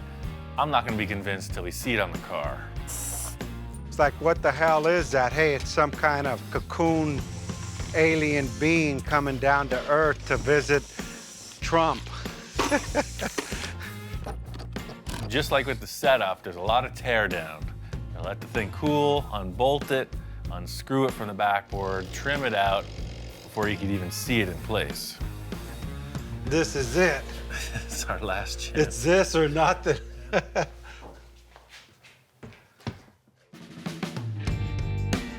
We go and put it on top of the car. No one says nothing. It's like, I didn't want to look at him. He didn't want to look at me. This is a really crazy shape. Bringing it in next to the car, checking it out. It's definitely wild. I just don't know if we need it that wild. Firstly, we're trying to create this unique shape that no one's ever done. And secondly, we're trying to make the car look better for it. So it's kind of a twofold approach. The ribs I love, but to me, the car's got a flow. The back flows, it's a little high on the front. I'm not sure it's working. And I said, Ian, you achieved what I wanted you to achieve, but it doesn't go into proportion with the car. It's flowing in the back. To me, this should be coming from this point. Just because Ian wanted a bubble and a bubble and a bubble and a bubble. I couldn't live without it. He gave me all these bubbles, and I'm like, no, I don't know. I have one too many bubbles. Sometimes bigger isn't always better. I mean, it's an amazing plastic sculpture for sure, but it sort of dwarfs the proportions of the vehicle itself. I got an idea that just might remedy the situation. Looking at this latest bubble on the T-Bird, I'm not sure it's working. I got an idea that just might remedy the situation. Whenever he says he has an idea, I don't know what to expect, but I almost know it's a solution. Sometimes you gotta take things to the extreme to realize it may not be better. The whole grass is greener on the other side scenario sometimes doesn't stand up. Got me thinking about one of the earlier ones we made. The second bubble we blew was actually really nice. It was almost like a chop top. It was pretty low, super streamlined, just a perfect shape. Ian said, hey, remember the second bubble we did like a while back? I said, yeah. And luckily, I don't want to say hoarder, but I don't get rid of nada. I told Victor about my idea to use that bubble, and he ran with it. Now that we got this old bubble, it has a different flavor. Now it even goes more into the spaceship looking kind of deal. So I'm thinking, hey, I'm gonna redo the paint. I call my airbrush guy, you know, the wrap guy. I'm gonna change this thing all up. Victor had some really cool paint ideas, and that just set it off. I'm really looking forward to taking this thing to the Roadster show, just to show off the design that we did on this car, just out of this world.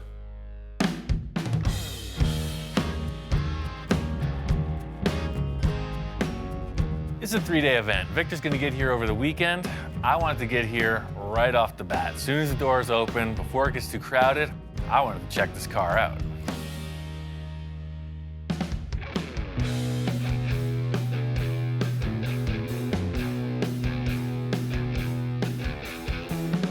Finally got this car finished.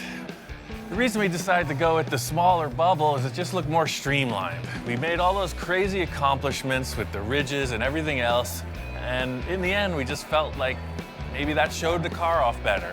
It's got a really slick, low, streamlined look. The show just opened. We got loaded in. People are on their way. I'm interested to see what the response is. The cool thing about this car show is everybody's here. A lot of old friends. Rich Evans, Gene Winfield, all the folks from the magazines, a lot of folks that watch the TV show. My friend Bill's even here. He's a client I'd worked with on a few projects in the past. He's checking out the bubble top and he's all questions. This looks different than when I saw it. Yeah, he keeps changing it. The main thing people are asking besides what is it is why the heck does it look so different from the prior build on the TV show? The answer is Victor. He's always changing his mind. I hate to say it, but Victor, you keep doing better. Well, that's the thing, he's never done with this thing, so. Looks great. For me, the choice in the bubble seals the deal. This car looks fast, standing still. Victor topped it off with this amazing graphic, the vinyl wrap, and then he candy clear coated over it. The car really looks 10 miles deep. Enough of this T-Bird. I mean, I've freaking labored over this thing for years. It's nice for me to see it complete. I'm here for the car show. I want to see what's fresh and new.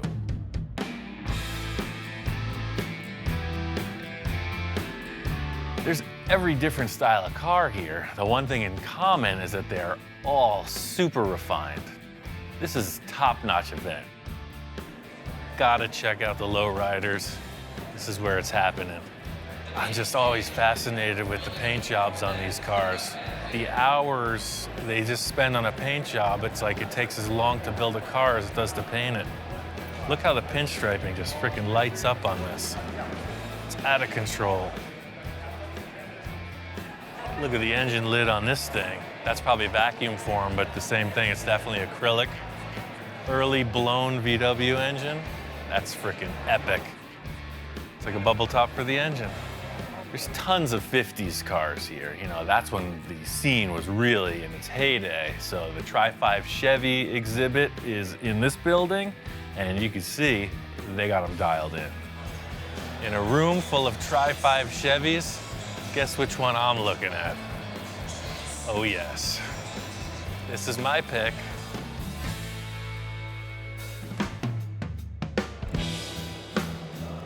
This is a car built by Gary Wales. I was introduced to him at the Pasadena Art Center show. If you don't know his name, look it up. He's incredible. He should have a show, not me. Built these giant vehicles out of antique truck parts. He builds hot rods out of super nice, like Rolls-Royce parts. Just incredible craftsman. When I grow up, I want to be just like him.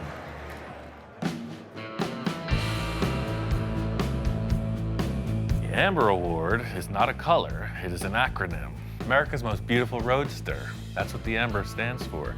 And it's like the world-class, best of the best, most beautiful roadster. This room is all the Amber Award contenders, and if I had to pick one, this is my pick. Well, this thing is completely customized, every bit of it, but I like the fact that it doesn't try too hard to look expensive. It's easy to just get carried away with $1 million schemes, and this thing is just classy.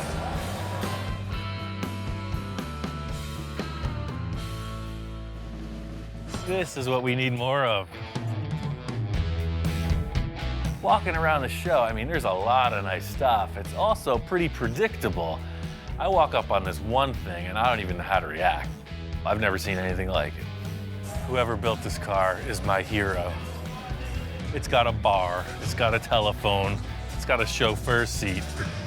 This is the epitome of pimp styling.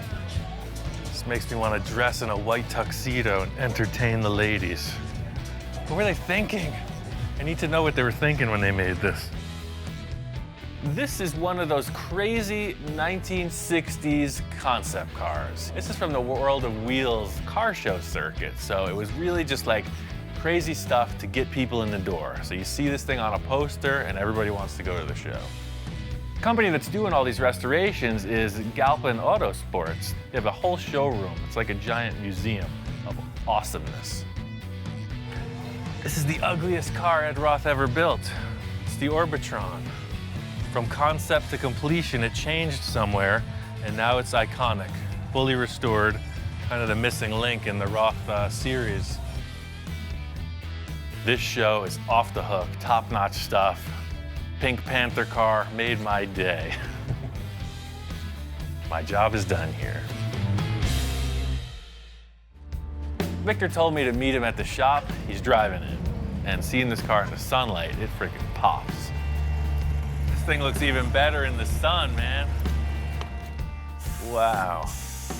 You don't get it in the building, you know? The freaking thing lights up. It runs pretty good too. I almost got in 3 accidents coming home. I knew I shouldn't have drove it. Check it out. Here's our placing. He said you won an award. Wow. Yeah, we What the won. heck? First place. And hand-built customs There's a lot of competition in that room. like crazy. There was a lot of high-end cars there, so I mean, to even place would have been an honor. First place is kind of like, wow. What else was in that class? Well, we were in the honor of Mr. Gene Winfield. True fact of the matter is Gene wins either way. He's the guy that showed me how to do the bubble top, so he takes some pride away from this whole thing too, because it's like, you know, kind of took me under his wing, showed me how it's done, and it's a great car as a result. Hey, I mean, you deserve that, the effort. I mean, you built this thing, what? 4 times. 4 times, well, let me see, 1, 2, yeah, only 4 times. Right. I really am breathing a sigh of relief for Victor, because this is like his payoff, you know, he's all about showing his work. Finally, we get some kind of end to this quest, and he gets a trophy out of it. Thanks for all that help, man. Look at what It's freaking great. we did. You building it, place. me with a little bit of input. Yeah, the thing you have is the tenacity, man. You just keep freaking doing it, you know? When I'm done with a car, I walk away from it. You just keep hammering it on this thing. Now that the car's outside, standing back and looking at it, this top was the right call. That's the thing, it didn't need all those ridges, man. This side profile with the way the windshield area comes in and then it flows right out the back. This is the right call, man. She looks like she's going at a standstill. And then these stainless trims, this is the call. That seals the deal that there was never any doors on the car, man. Looks great. Hopefully we don't see this car a different color tomorrow. Not for at least 6 months, I promise you. That's the big thing about car shows. You get all charged up. You see everybody throwing their ideas out on display, and it just gets me thinking about the next project. I want to get something going to top everything we've done ever for the next stuff. I mean, this car is pretty far out there, man. How are we going to top it? Well, Ian, we got this far. You won first play.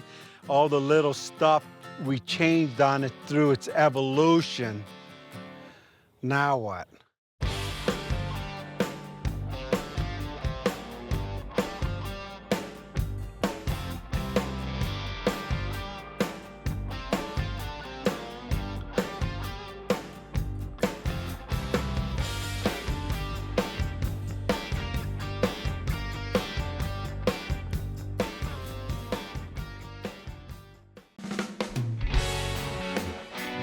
This whole journey started when I went looking for a new project.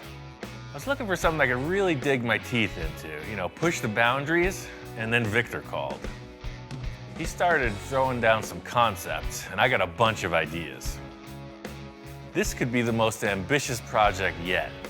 It's true. Victor is always pushing the boundaries, so let the adventure begin. Here he is, Mr. Sports Car. Man, this thing drives so good. I mean, really good. I was impressed. Victor pulls in, and he's looking really comfortable behind the wheel of that new car. Now I get it. Enjoy it while it lasts, man. Now I'm like a little skeptic. I'm going, oh, shoot. Do I really want to tear apart this like awesome looking sports car that drives and handles convertible top? It's like, come on, Victor, what are you thinking about? I see the look in his eyes and I just want to confirm. It's like, hey man, you still want this to happen?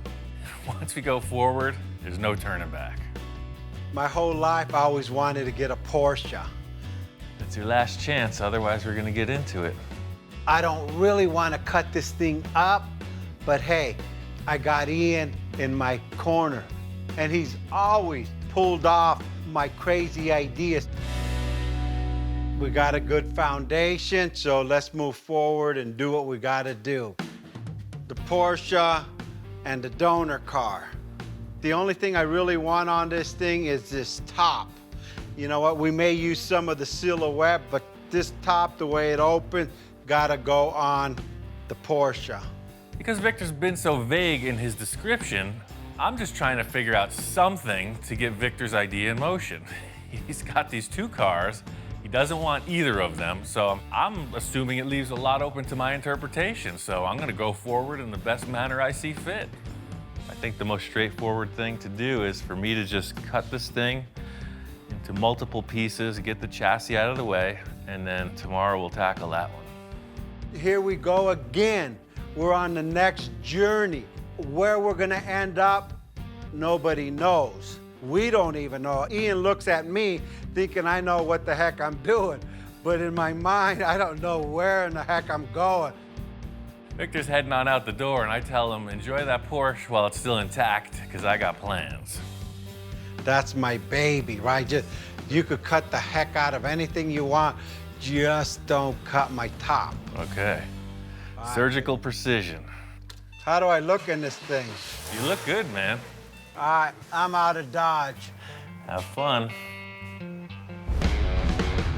I guess the first thing is to lift this roof up and get rid of it in one piece. One thing I can say is I'm a master of disassembly. We're gonna work right through this car, pretty simple. I said, it's not locked.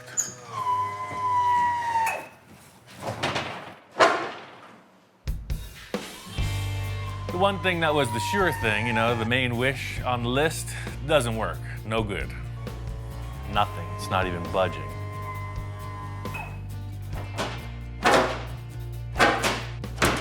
What it is, the hydraulic pistons, they're hydraulic. So as you try to lift it, there's no way to lift it. They're sealed shut.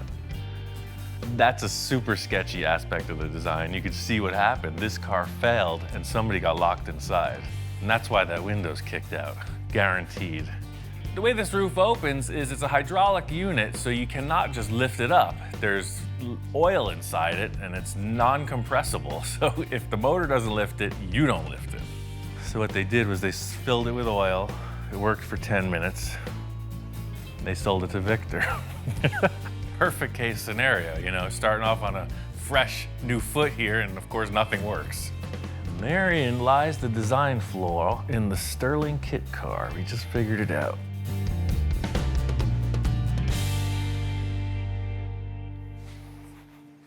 Just gonna cut these 4 bolts and start over.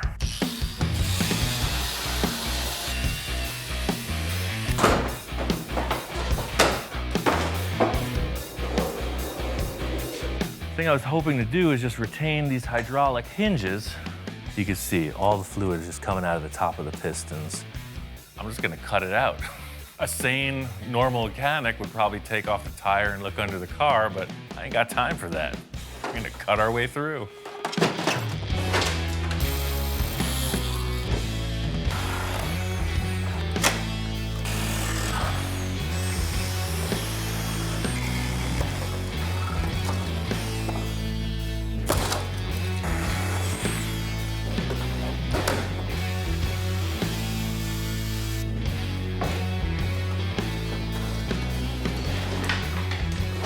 Ugly body's out of the way. There's a pot of gold at the end of the kit car. It's a Volkswagen chassis. Perfect running vehicle. I'm taking it home. The funny thing about putting this on the floor is all of a sudden it's just a concept car. It looked kind of weird up in the air with the Volkswagen suspension under it, but it actually looks more like some kind of a race car once it's laid down on the ground. Kit car is gone. Victor's bringing that Porsche back. It's a whole different process.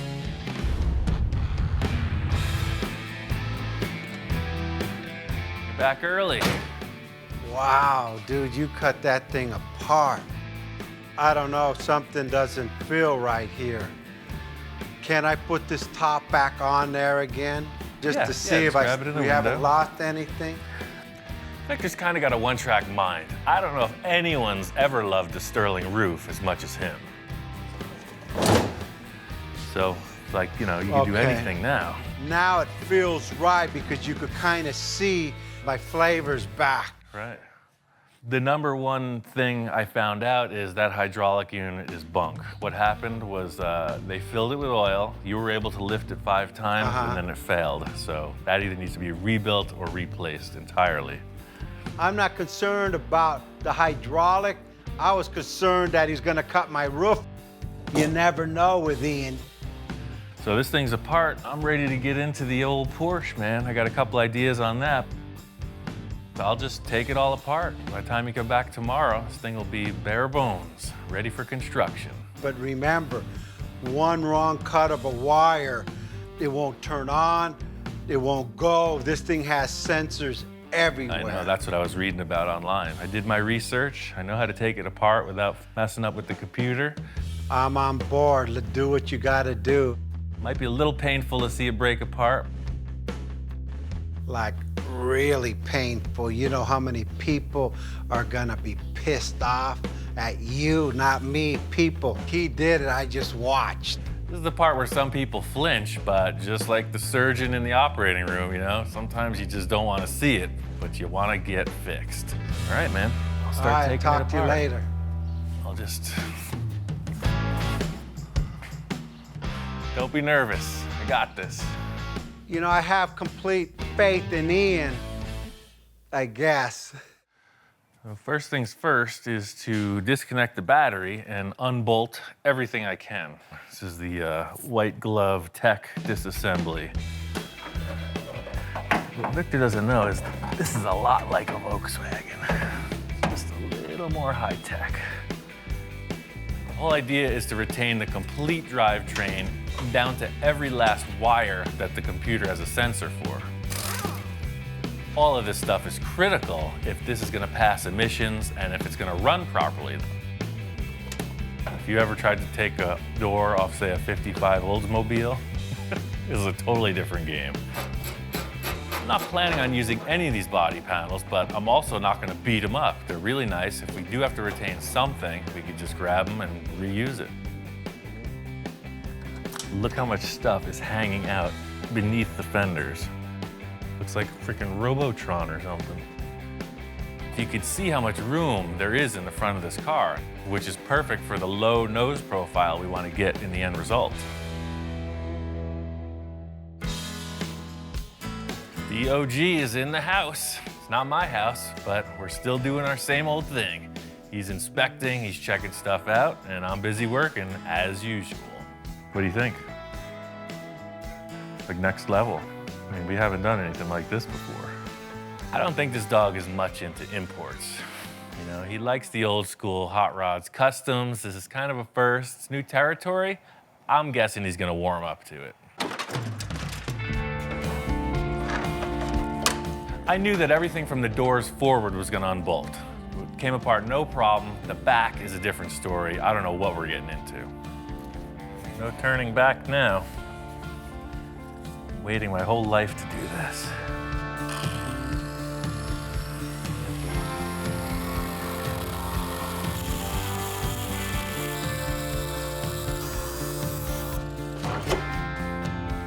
That's exactly what I was hoping to see. So now I can cut this bubble away and we got tons of room for a tire. He wants flavor, I got it right here. Tire's this big. After I cut the outer fender skin off, I saw the inner wheel tub and I realized we can cut a straight line front to back and it'll allow us much more clearance for a bigger rim and tire combo. There's nothing like the smell of freshly cut Porsche in the morning. Look at that. One last thing that's in the way, and I know we're not gonna need it, is the windshield. The thing about this Boxster is that the windshield frame is a roll bar, and it's got a bunch of electrical wiring going to the rearview mirror. Sometimes things don't come easy, you know? I started off with my surgical precision and got all caveman on it in the end.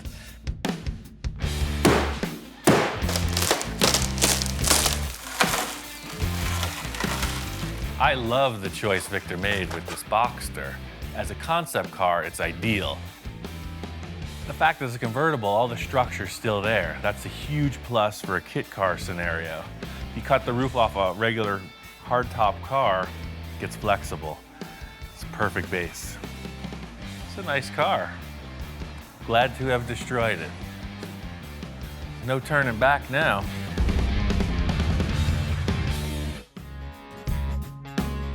This thing's looking like a blank slate. I'm really happy with the way it broke down. What the heck did you do to my Porsche? Victor comes in reacting in his typical way when he sees something that's pretty shocking. He's trying to hold it together. You know, I think he's a little concerned.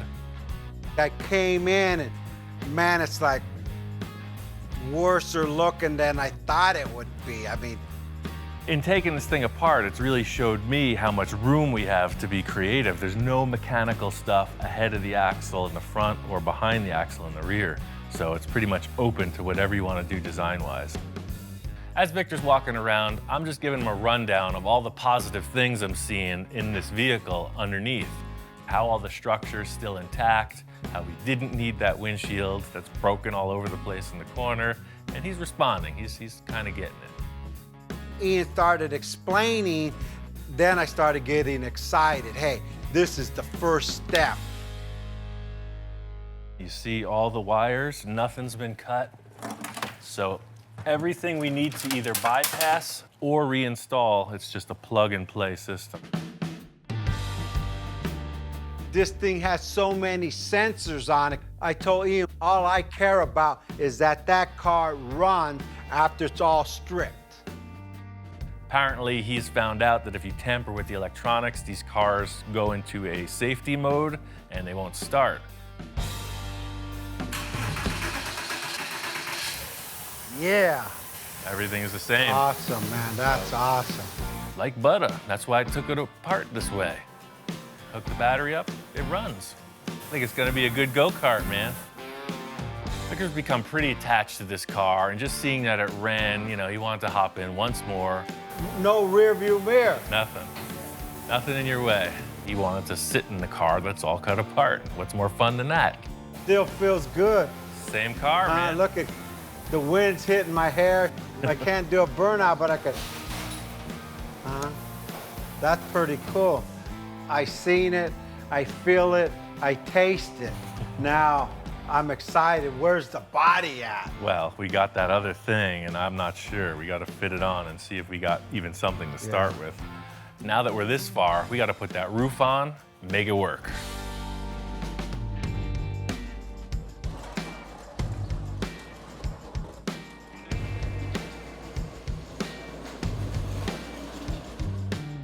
I mean, just to realize some form of an idea to hack two cars apart is a pretty big investment on your part. I hope something here is going to work.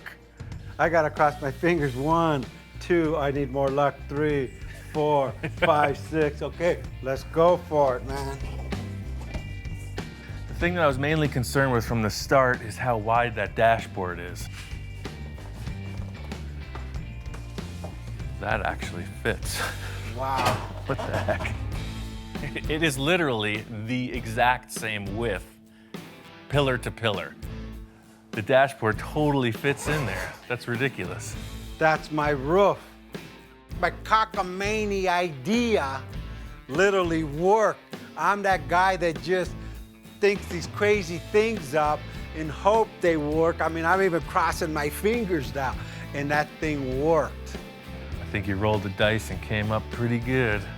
Just seeing that this roof fits, I mean, that kind of makes me fearless at this point. I was very apprehensive, but I could see how your brain's working, you know? We could do anything. I mean, hey, now it's simple. We just got to design the whole car. The crazy thing is a lot of people might wonder what the heck we're so excited about, but you know, for me, it's the initial 2 days of mock-up, and that's what this proved, is that the concept is solid. You know, the whole car did have to get taken apart just so we could see this. When my children are born, it's like they're the most beautiful baby there is, and you're like, oh, and everyone's looking at it like, whoa, what's that guy looking at? The car only a mother could love. We got a little of that, a little of this, and a lot more of nothing. All we gotta do is build a car now.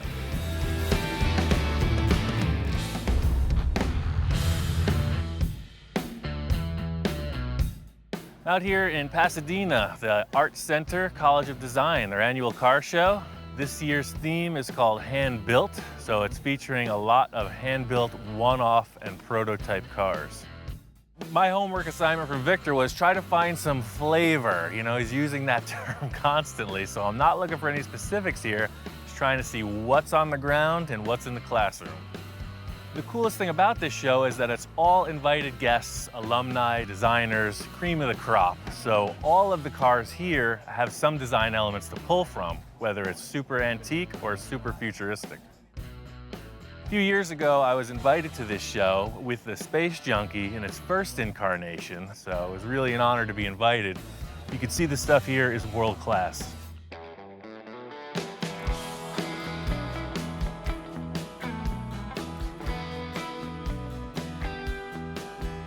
They got a lot of really expensive exotic cars here. I was looking at this McLaren mostly because it has a side vent profile that mimics what Victor and I were discussing. There's also a lot of stuff that I can't even pronounce. Carbon fiber, one-off prototype supercar stuff. This McLaren has a door that opens by a wave of your hand. I don't know how it works. A heat sensor? It's like the magic touch, look at that. Yes. Super cool. Some of the things I was really paying attention to were the side vents, the exhaust placement, all the different features on these supercars. This would be a pretty interesting design for Victor's windshield, where the center comes through like that. I love these little fins coming off too. You don't see that. Same thing, all these cars, they have that divot in here and then flat. Some of them you see the engine, some of them you don't. All of these artistic things you're seeing are also for function. Tons of air vents, streamlined, just everything about them is about making the car fast and efficient. There's one bluish black car, all hand-laid carbon fiber. The exhaust is incredible, the interior is unreal. It looks like a video game rendering, but in 3 dimensions. It's like looking at any artist's work. They go through this phase or that phase, you see the work progress. When you look at the early cars, you see how it's evolved into what's going down the road today. So you can see how they're kind of dated. You know, the more modern ones are way more radical than these. Same thing with this one. That's the crazy thing. When you see the super modern stuff, if you didn't know the history, you wouldn't be able to identify them just by the look. But after studying it for a bit, they're pretty easy to pick out. You know what brand's what when you're looking at certain aspects of the vehicle. Walking through the center of the show, this is where they have all of the hand-built one-off vehicles. A lot of aluminum bodies, just really incredible design and fabrication skill.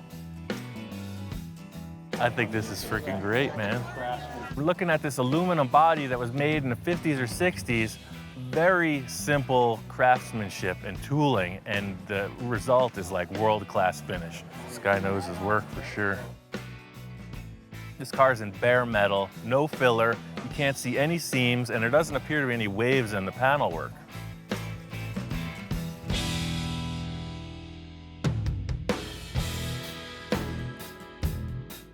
It's really about trying to find something unique. I'm looking for the oddball. There's this 1936 Scarab. It's like a minivan from the past. Incredible. The thing I love about 30s cars is the Art Deco stuff. This is totally inspired by some kind of an insect. You see the beetle on the front, the way this all opens up. I don't even care how this applies to the car we're doing, but come on. Flathead V8 in the back. I want this. I'll trade this guy 6 cars for this car.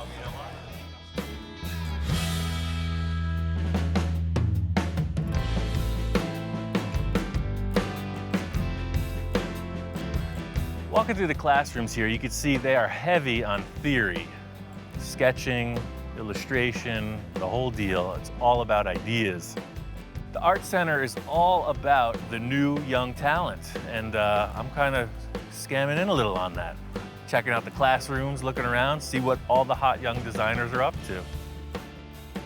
It's really about trying to find something unique. I want something that's completely unidentifiable and like hypnotizing. I'm really charged up. I got a million ideas. I took a bunch of pictures I want to share with Victor. I think we're ready to get started on this build.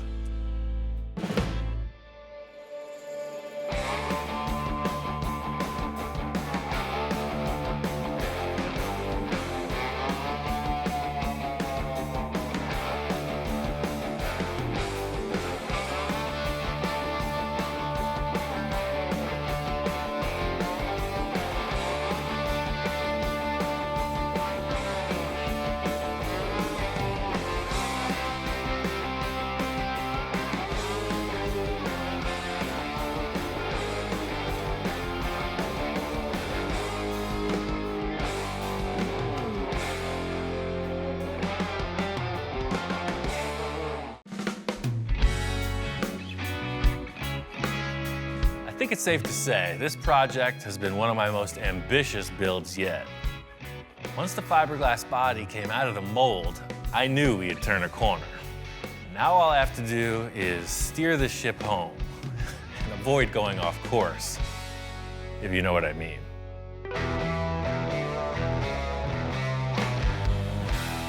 We are on the home stretch of this project. You know, the majority of the fabrication is complete. We couldn't find anything that looked right on the car as far as taillights go. So Victor says, hey, on top of every other thing you have to do, just knock off a custom set of taillights that looks awesome. Taillights are really just winging it. You know, we've done so much model and mold making, I figure I'm gonna make a model off of our model and build custom taillights. I haven't discussed this with Victor at all. He's coming over to check out what I'm up to. Hopefully, there's no modifications. Ian, what's going on? Hey, making progress, baby. Hey, sorry I haven't been able to come by. I've been so crazy busy at work. It's all good. It's just been super busy on the interior, and I knew we didn't have taillights, so I'm making up these housings. I cut open the body. I'm gonna make French-tin taillight. The acrylic lenses, just like the bubble top. I'm gonna heat up red acrylic, and then these will be the housings. This foam comes out, and we'll put LEDs inside. That's it, and that's gonna be nice. We'll French it in just a little, and we're cool. Good deal. That's awesome. I'm telling Victor what's going on with these taillights, and I could see his mind is elsewhere. You know, he's all about the enhancement, the modification. He mentioned that after this body came out of the mold, there was still a couple things he wanted to change, and now I'm concerned because he's got that look in his eye. After it came out of the mold, I was really looking at it. The back was cool, the front was cool, but this open gap, I gotta fill this hole in, and what I was thinking of doing is go ahead and adding a louver. So it'd be one louver, the next louver down, the next louver, all the way down to this point. I love the idea of putting louvers here. You know, my mind starts racing. I got a bunch of ideas, and it's really just about coming up with something tangible. I got all this aluminum left over from the grill and whatnot, so it's just 1/8" plate, right? That's perfect size. And it'll be like a set of stairs, what you're describing, just down, down, down, down, all the way through, right? That's perfect. The only thing is I don't want it square. I want you to do something so it blends in with the supercar look, going down and ties in. I'm leaving this in your shoulders right now. This is the realm I thrive in when Victor says, do what you want. I mean, everything's looking good. Remember that show that I took you to when we first started this car? This Supercar Sunday? It's in 3 weeks, and I'm hoping to have this done to show it off there. What do you think? Well, I mean, nothing to it but to do it, right? Now I can see why Victor's got a little rush about him, a little pep in his step. He's talking about this deadline he wants to establish. This is good news, because setting the deadline means we can actually get this thing finished. The bad news is 3 weeks is 3 weeks, no matter how you slice it. So you can see the state of the car. You know, Ish has got a huge amount done on the interior. I'm gonna take the nose off. Your guys are doing the body work outside. See, there's a guide coat on the car. We're ready to primer this thing like tonight. But you gotta commit to no more changes. I'll commit to no more changes. I might enhance. I'll give you all the help you need on the body work and anything you need. Like everything else, I'm always running late. I gotta head out, so looking good, call me if you need anything. Cool, man. I'll talk to you later. All right, good deal. I'll build those louvers right now.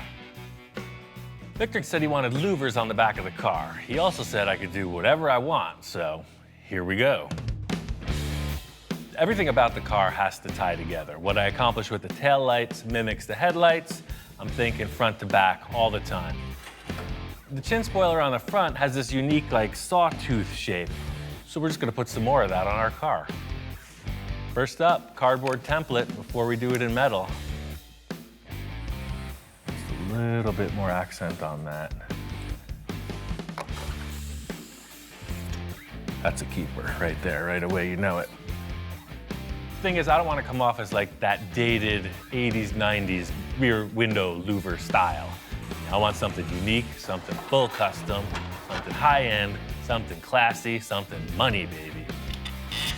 Putting this hardware in place, countersink the screws, it's really starting to look like something.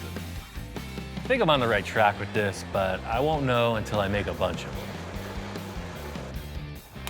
them. All right, 4 in a row. The concept here is I need these guys to seemingly float in space above each other, perfectly spaced, in a row, and be strong. This is all about what it looks like on the car, so it looks fancy on the table, might not be right on the vehicle. Oh yeah, totally. That's what I was hoping it would turn out to look like. You know, it looks fast. Looks like a stealth fighter or something. I'm gonna make 11 more, fill up that space, bolt them together. I'm not gonna do any finish work until Victor approves, but I think seeing this thing full size is gonna seal the deal.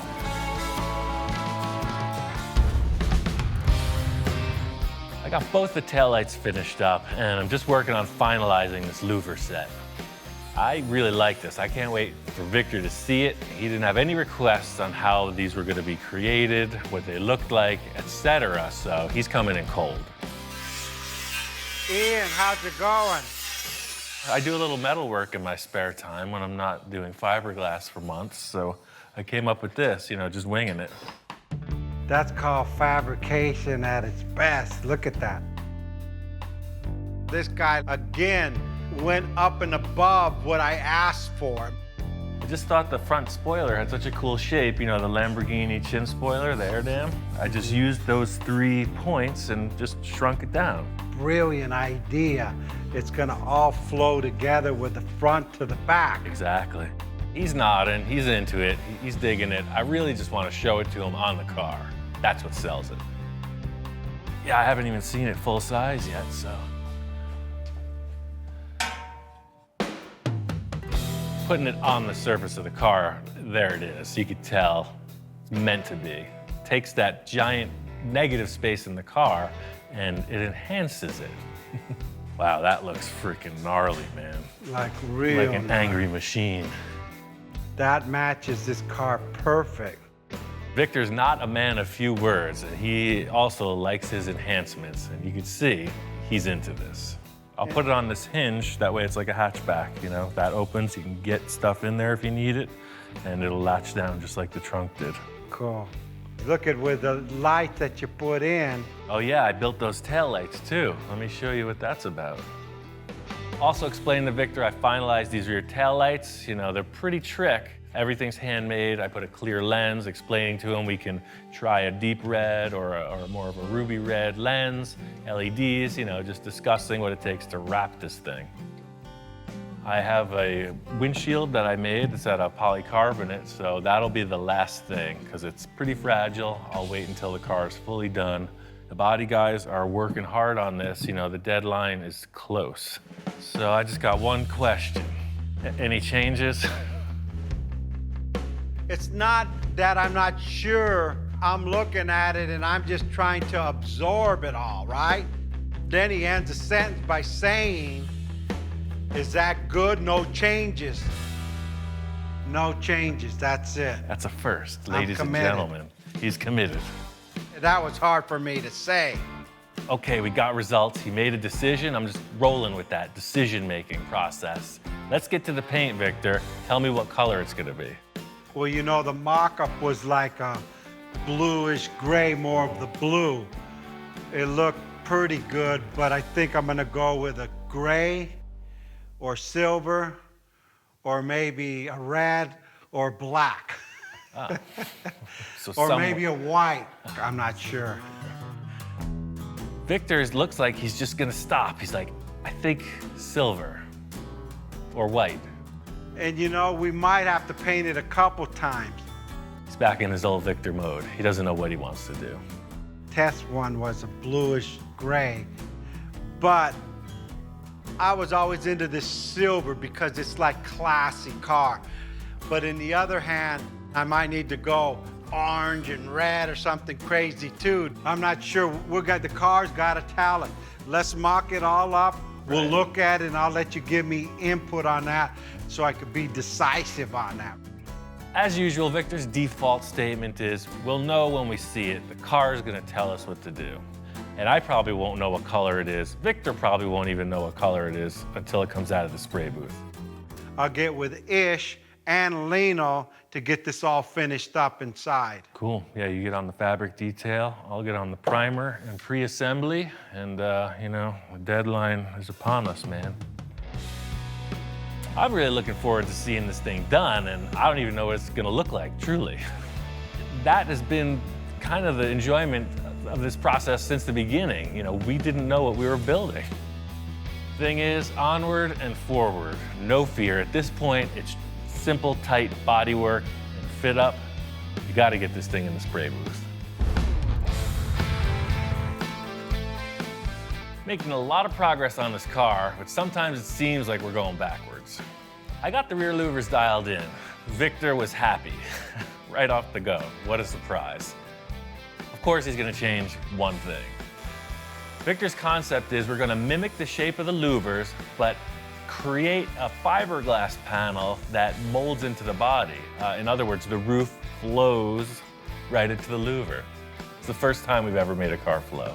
So now if you look at the car from the side, this is going all the way down and it continues down. Yeah, now it actually, I think, puts it more into proportion. Yeah, our model never had louvers in the back, so the adjustment is justified. I just never knew what was gonna happen in that engine area. I'm all on board with this change. You know, this car's gonna be better for it. It's a little more effort, but as usual, whatever it takes. Look at Ian, my roof. Yeah, look at that. Look at, I even smile every time it goes up. When I'm pissed, I just come to the car, lift up the roof, and then I smile. I guess because when I was a kid, my parents could never afford to buy me video games. So I always had like a little stick and I'd move the stick back and forth and throw rocks. Now I have a switch. Look at, I have a switch here. I don't need the rocks anymore. As usual, Victor's got his people on this, so there are a number of teams ganging up in different areas of the vehicle. Ish is doing the dashboard and other interior panels, and Lino's doing the stitch work and actually building the seats. Ish, this is what the seat's gonna look like. Nice. You know, he's gonna have diamonds on the seat, so what we're gonna do, it's gonna make like an insert, 10 inches the most. That's all I want. That's good. Okay. Victor deals with Lino in his own way, but from what I've seen, the product they're coming up with is way more intense than the stock seats. You're gonna do this on the side, or what are you gonna do? Okay. That'll be good. Oh, that way it follows all the way around. Yeah, that's perfect.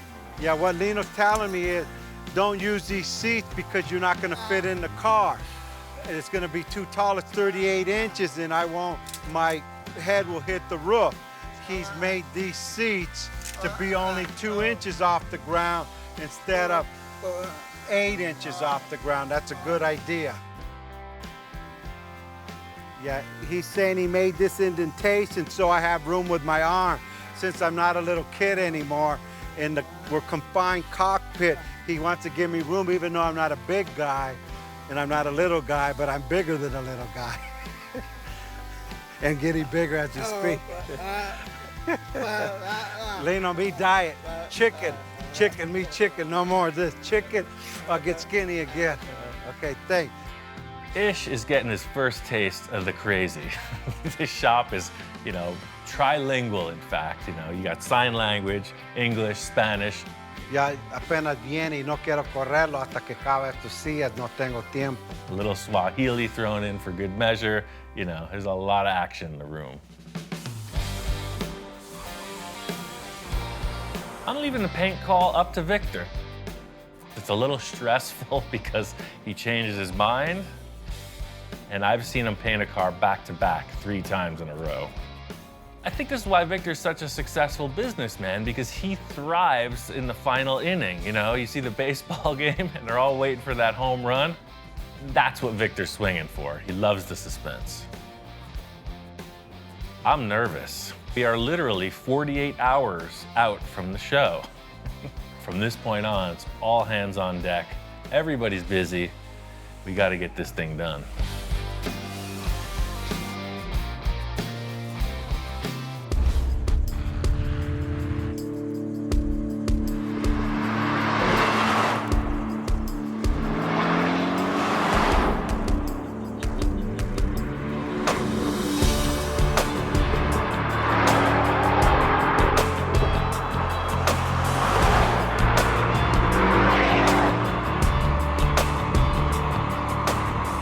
Got this car finished up and took it out for a test drive.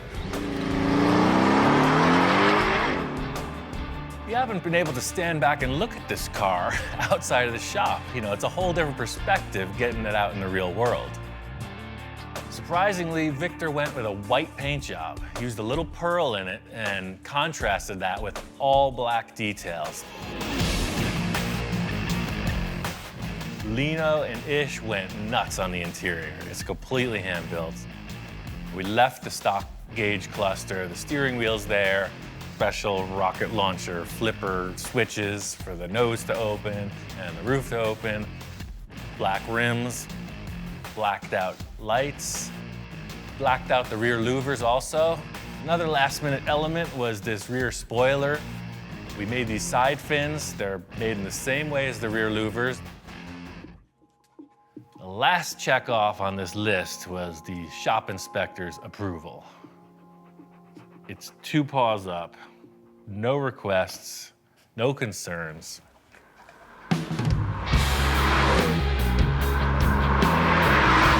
We took it out to this deserted road, ripping around. We just having a blast. And I said, Ian, you gotta drive this thing now.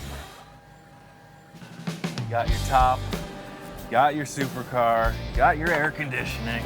All I wanted was my top. This thing looks crazy, man. You haven't even seen it driving down the street yet. Drive it's freaking cool. All right, man, let's check this out. Check this thing out, man. That's the one thing I know, man. This hat is not working with that roof. Shut her down and cruise. All right, let's go for it.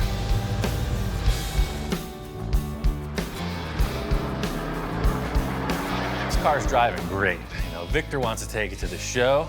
I want to see how people are going to respond.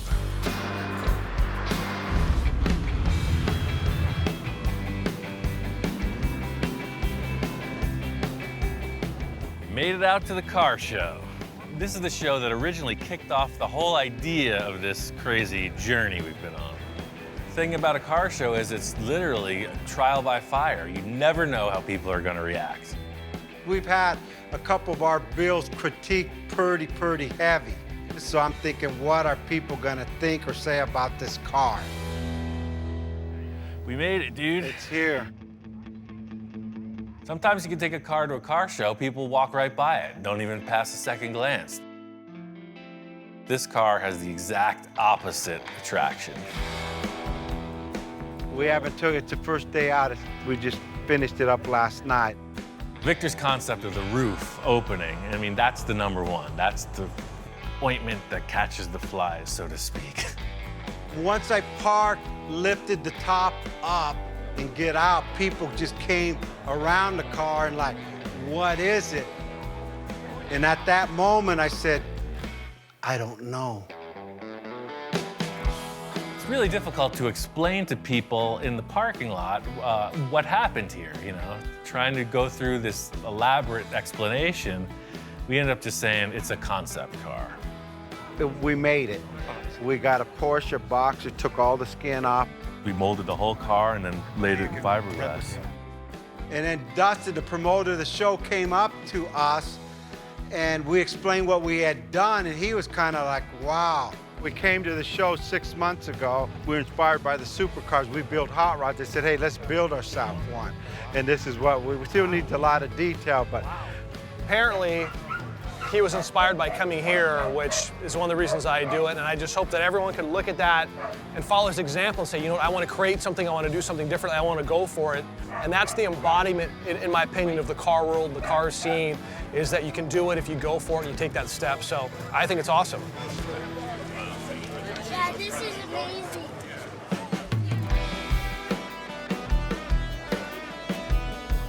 Yeah, no, that thing came out pretty Oh, you clean. got your camera out again. That means Yeah. you're satisfied. Yeah. No more changes, right? I could honestly say the car will not change concept. It may change colors. You got the button. All I wanted was a roof, man. You did it, Congratulations. man. I don't know what the heck we're gonna do next. Well, in the car world, hey, there's still boats and airplanes. Right. I've always wanted to do a submarine or a helicopter, so let's just quit this car thing and get onto the spaceships.